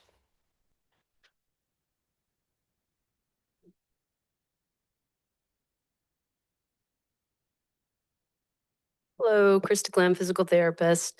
Thank you for the information tonight. I appreciate it. I thought, and it's probably my fault for not reading something, but I thought we were going to get more on the proposed budget and what some of those things are that other folks have already said. In the proposed budget, I want to thank you for listening to the 2 years of OTs and PTs saying we are losing people at alarming rates. PT, we're still 1.5 folks short. Can't even find contractors to fill that. It's about 20% of our department. Found out today PT's going on leave for 6 weeks. PT told me last week that she's leaving the county at the end of the year. So can't tell you the stress that's giving me right now, figuring out how are we covering these IEP services, not just the next 6 weeks, but next year if it continues. So I'm hopeful with it being in the phase 1 that it'll come through and maybe it can alleviate some of that and we can hold on to our experienced therapists who have been here. Same for OTs back there in the back as well, with some other PTs sitting there. We're going to wear you down by showing up time after time for 2 years. I've said it before, it's not a race. This has turned into a marathon, to an ultra, to I don't know what's longer than an Ironman, but I'm here. Actually, my wife's even here tonight. So so she's going to be embarrassed that I said that, but Thank you for sharing her with us. So I know. So sorry, there hasn't been a question in there so far, but thank you for considering OTs and PTs. I would like you to consider occupational therapy assistants as well. They do the same work as an OT, provide the IEP services. The difference, they're not allowed to interpret a standardized test. But other than that small interpretation piece, they administer standardized tests. They do observations for the evaluations. Like, they are the workhorse in the OT realm of capacity and serving students. So please consider them in the budget coming up. Classified in general, I know we're hoping the state does 5%, and if I'm understanding it and the state comes through and does 5, is there any local money that will go toward classified as a whole outside of my small department? So I think, right, great question. I think we had a relatively similar question at Meet and Confer, right? And so if we're running this local budget process in pursuit of local dollars to help support classified pay, and one of a couple of the options that we explored, right, sort of looked at independent of state action, how much money would we need to honor the 5%, or even some other percentages, right, as we're thinking about that. But then let's say, if we ended up in a scenario where we had sufficient local funding to do the 5, and the state comes along and does some iteration of a raise, we would work to balance that out. Some of our, you saw the 37 buckets on the screen earlier, right? And so some of those buckets react to a classified raise, right? So the transportation allotment shifts upward.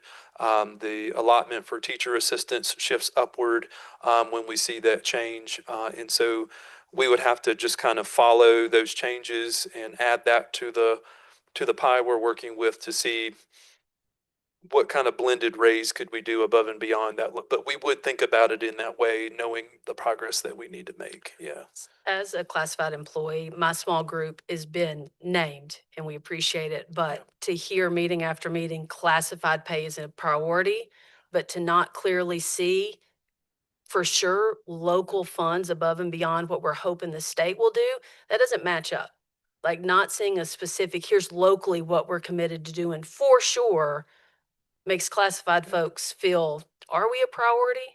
Or are we hoping the state does 5 and then we'll talk about that's good enough for right now? Gotcha. And I'd say, in sort of the process, so we're trying to run the process in a way that, no matter what the state does, right, we're coming out with at least that 5. But we've heard some really good feedback tonight. And so I think we will go back, and very seriously go back and reflect, on that feedback tonight. And so, this is the first draft, right? And so we have, an opportunity to sharpen our pencils and bring forward, something that enhances even that contemplation of exclusive, like just trying to even get the 5% from local only. So yeah, I hear you, and I respect your opinion very much, and so we'll definitely go back to the drawing board, and evaluate that. My last question is September of 2024, board decided classified don't automatically move up the step. Is there, so to all classified, doesn't really matter what the schedule shows. If the board can decide every year we don't have enough to move you and we just shift the scales down, it feels, again, classified's not a priority if we can't get those extra $32 a month that's shown on the scale. Is there any discussion about reversing that September 24 decision so we can at least look forward to that $27 change one year to the next? So meaning in the current year, or meaning sort of Going- I moving don't- forward as a practice? Yes. Yeah, so I think that is, that is always a goal, right, to be able to do that. And so whatever we do in terms of, a sort of a base sort of compensation change, we have, we'll factor in sort of those, like, we'll have to recalibrate the schedule, but right, we'll factor in sort of those years of service, and how we administer that. So the short answer is yes, like, we will be working on that practice. My cynical side, when I saw the proposed schedule for OTPT, right now it stops at year 30. I thought, well, for me to get to year 30, that's 10 more years. I bet the board votes not to increase it, so I won't hit that number until I get to year 35 or 36. And that's not just me, that's classified across the board as the take. But Sure. thank you for your time. I Yes. appreciate it. Hi, good evening, everyone. I'm Brianna Kennedy. I'm wearing my mother hat this evening. I had 2 questions for my processing. Where will these slides be posted after tonight? Board docs. Okay, great. And then another question, on the slides, is there any way to indicate those services that are mandatory so we as community folks watching in can actually say, okay, yes, exceptional children's transportation, meals, whatever the case may be? Is it possible to indicate those things that are mandatory? We can take a stab at that, right? I mean, I think we would, I would need to kind of go back and rework the source data to flag it in that way. But we would need a little bit of time to do that, right? So not something tomorrow, but we're certainly happy to go back and look at it in that way, because that is that's a very important conversation of what is a must do versus what's a nice to have where that's concerned. Yeah. So, Yeah. Okay, thank you. I appreciate that. I was especially thinking of the technology conversation and the info that Dr. King shared about testing and the need for computers there. Same thing with our EC services. So it'd be nice to have that kind of noted. My other two questions, and hopefully it won't be before you long. In the slides, we saw that Child Nutrition Services owes the school district $8 million. We as parents don't pay for breakfast or lunch. So where is that revenue to come from? So great question, right? So there's been a tremendous transformation, right? So I know when I first came to Durham, I was asked the question of, is the Community Eligibility Provision Program, CEP for short, right? Has that been good or bad? And I told the board, I said, I need more time to know, right? Because we need to see how that pans out. And so from what I have been able to determine in the past year and a quarter, working with the team, right, that was a good decision. And so Durham is a school system where that works well. It does not work well for all communities.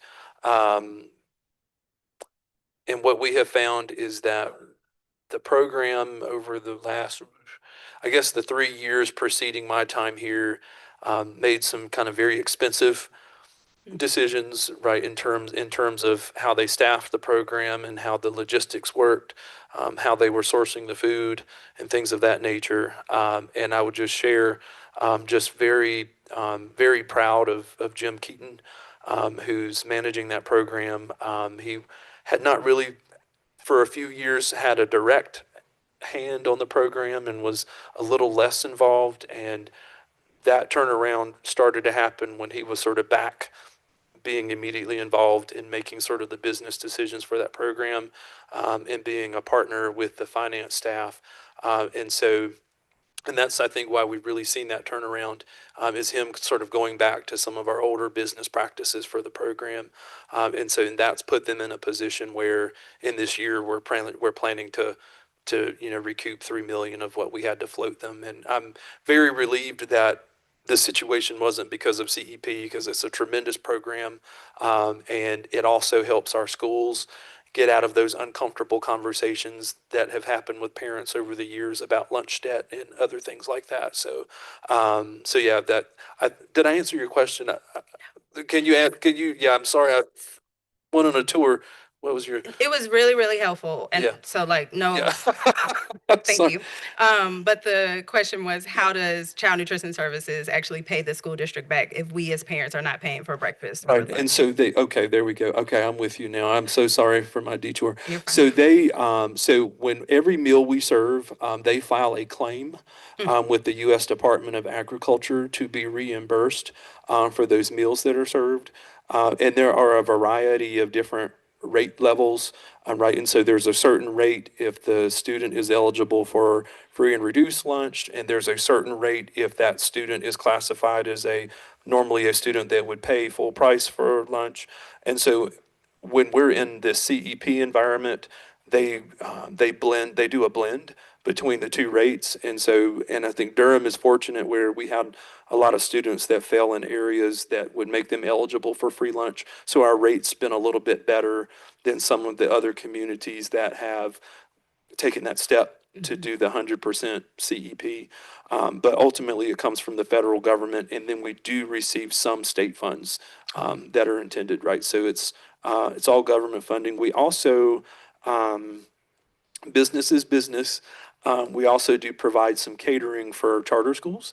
And so we're getting some of our money back catering for charter schools who don't have the operation to feed their students, right? So that's another revenue stream. And then I think too, as a practice, we are going to less outside vendors when we have to purchase food for various reasons, and we are reinvesting in our own program and allowing them to do catering as well.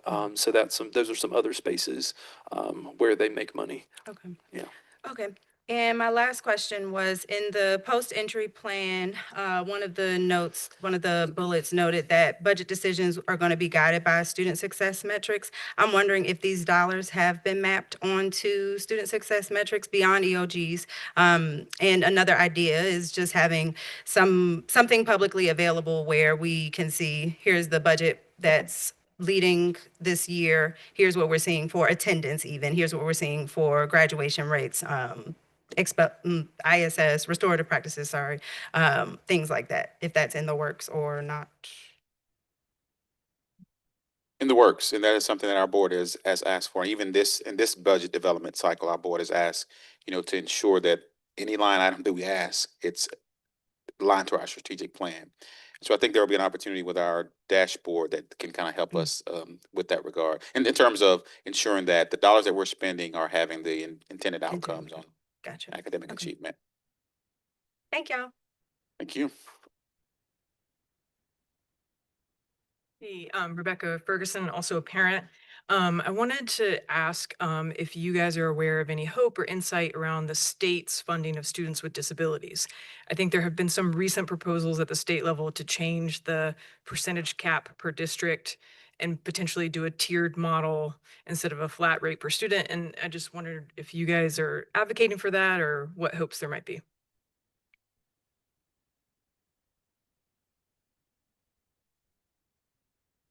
So they've been talking about it for a while now. It feels like a couple, maybe 2 or 3 years now. I feel like that's it. As I go to conferences, and we hear from folks from NCDPI, our sort of business and finance equivalents are lifting that up as something that they're modeling or trying to figure out.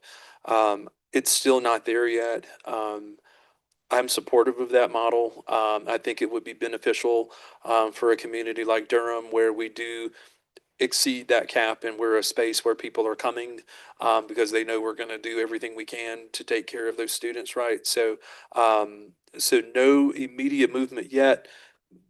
I think there's still some advocacy happening with the Department of Public Instruction on that.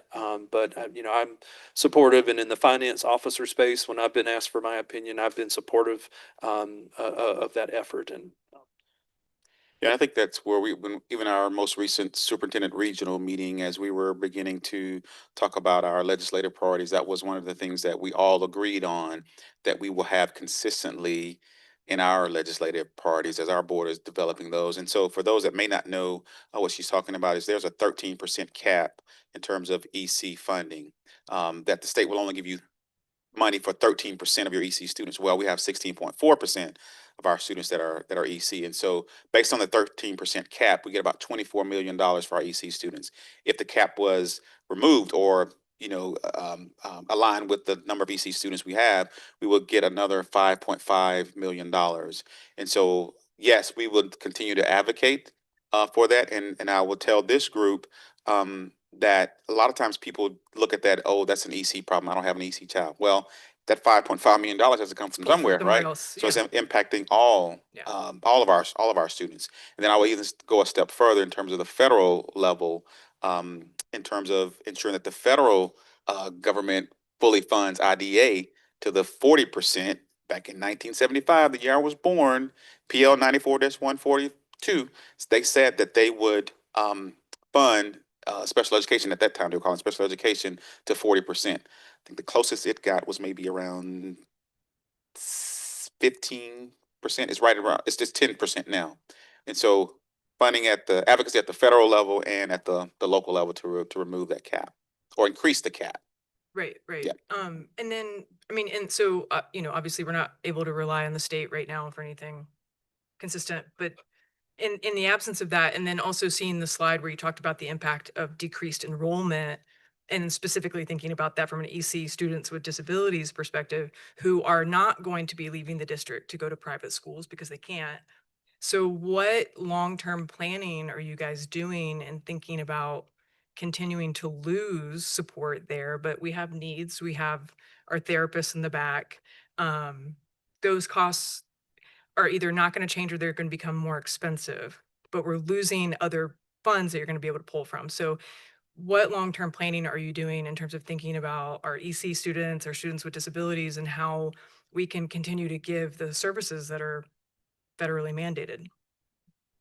I was just leaning over to Dr. King a moment ago, just really looking at that EC contract line that was in the millions of dollars, and also thinking about, we got a meeting today about ensuring that we are growing our own, so to speak, EC teachers, so we're not having to contract in that regard. But when we think about just the number of contract services that with the money we're spending there, then also there are some opportunities for us to really look at how we're providing services every single day for our EC students. And so if we're not providing services on the front end, we're going to have to pay on the back end in terms of compensatory services or lawsuits, and we don't want to do that, right? And so the more that we can be proactive on the front end in terms of ensuring that there is a EC teacher in every single classroom, and we're not having to rely so much heavily on um, contract services, and then also taking a harder look and to ensure that we are getting reimbursed for all things that we can through our Medicaid dollars, ensuring that that's in the IEP too, that will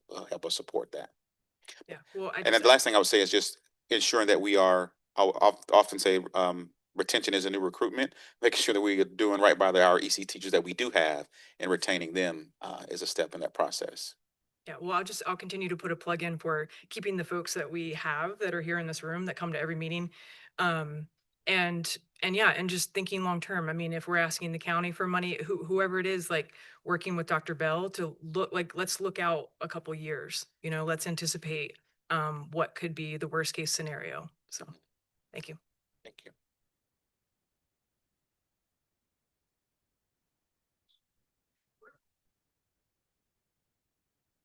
You're fine. I will. I have 7 questions, but I'm Have only gonna ask real one. norms here. Hi, I'm sorry. Dr. Jennifer Garish, slide 22, I won't make you rewind.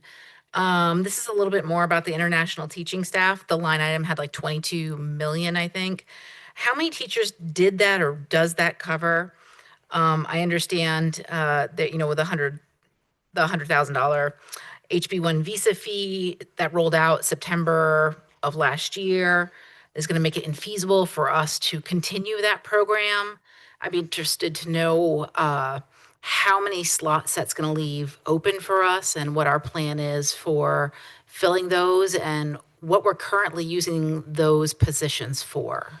Okay, great question. And so I didn't spend a lot of time on the distinction between the visas earlier, right? So we have for this school year 209 foreign exchange educators that are on a J1 visa. And so then we work with providers to help us identify those folks, bring them here, help them assimilate as best as they can. So normally, right, that's a 3-year with the option to extend 1 year up to 5. And so then in sort of a normal cycle, when those 5 years are over, right, they return to the original country, and we work to replenish, right, with a new group of folks. And so unless, right, they went through that H-1B process to stay here longer. And I think before I got here, I think it wasn't a huge initiative to migrate to H-1B. Like maybe I could count it on 1 or 2 hands, right, the number of folks that made that transition or attempted that transition from J1 to H-1B. And so that, I think that change with H-1B, though I'm not a fan of that change, it doesn't leave quite the whole, right? If we saw a change with the J1 visa for some reason, which we've heard threats of over the years, right? I mean, that would be a big issue. But I think for now we're continue that cycle of as J1s reach the end, bringing in new that are at the beginning of the 5 years. So, yeah. So I guess my other 2 questions in that one question asked was, how much does it cost to fund one teacher under these international student standards? Got it. I think I also heard Dr. Lewis say that there is some movement to sunset some of that. Maybe I misunderstood what you were saying around offsetting some of the rising costs. And then where are those positions being used or concentrated? Okay. And so the sort of that first part, so there are about 2 or 3 different providers we work with varying fees.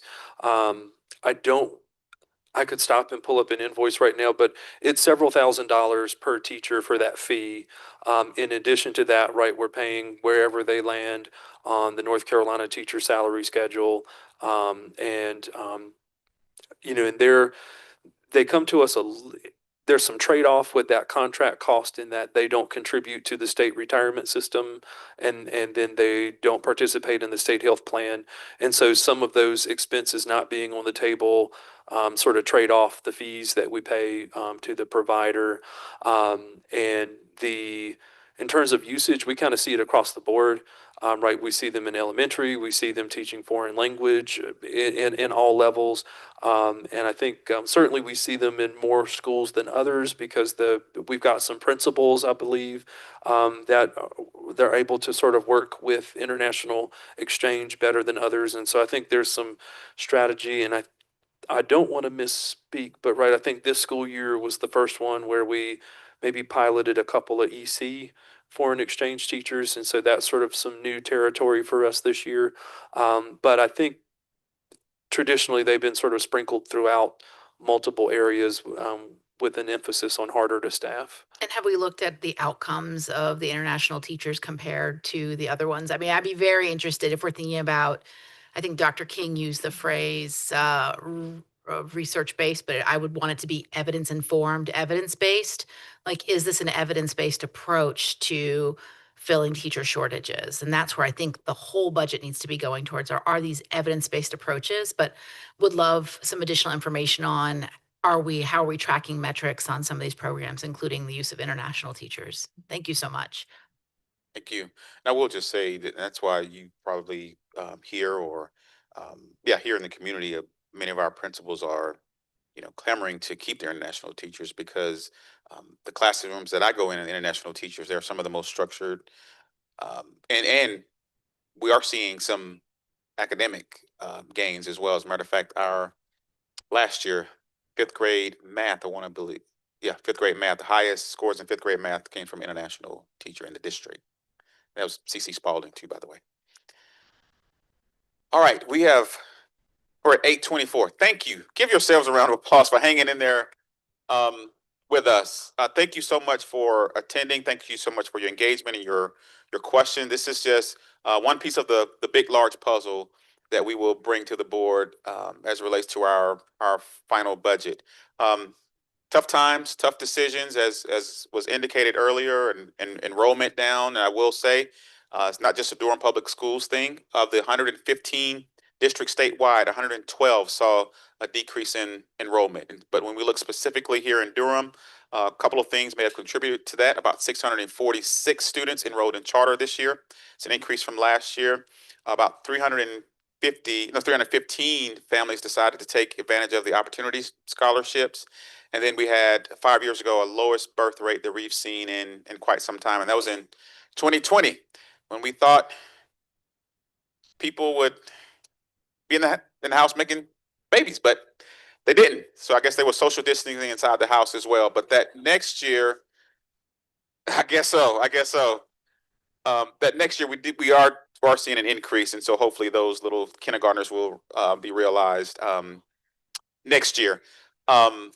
Exciting times for us. We are still excited about some of our academic gains, and I'll end with this. I saw this story in the New York Times this past Sunday, and it says, "Hope for America Schools, lessons learned from 3 red states: Alabama, Mississippi, and Louisiana." I'm from Alabama. We are normally dead last in everything, but the article talked about their academic achievement in reading. 4th grade reading in Mississippi surpassed Massachusetts, who spends 2 times as much per pupil there. Chronic absenteeism low in Alabama. But then also that very next day, I saw a news story about Mississippi. Their legislators have totally banned vouchers, and made an investment of $5,000 into our teachers. And so there are some things that we can learn.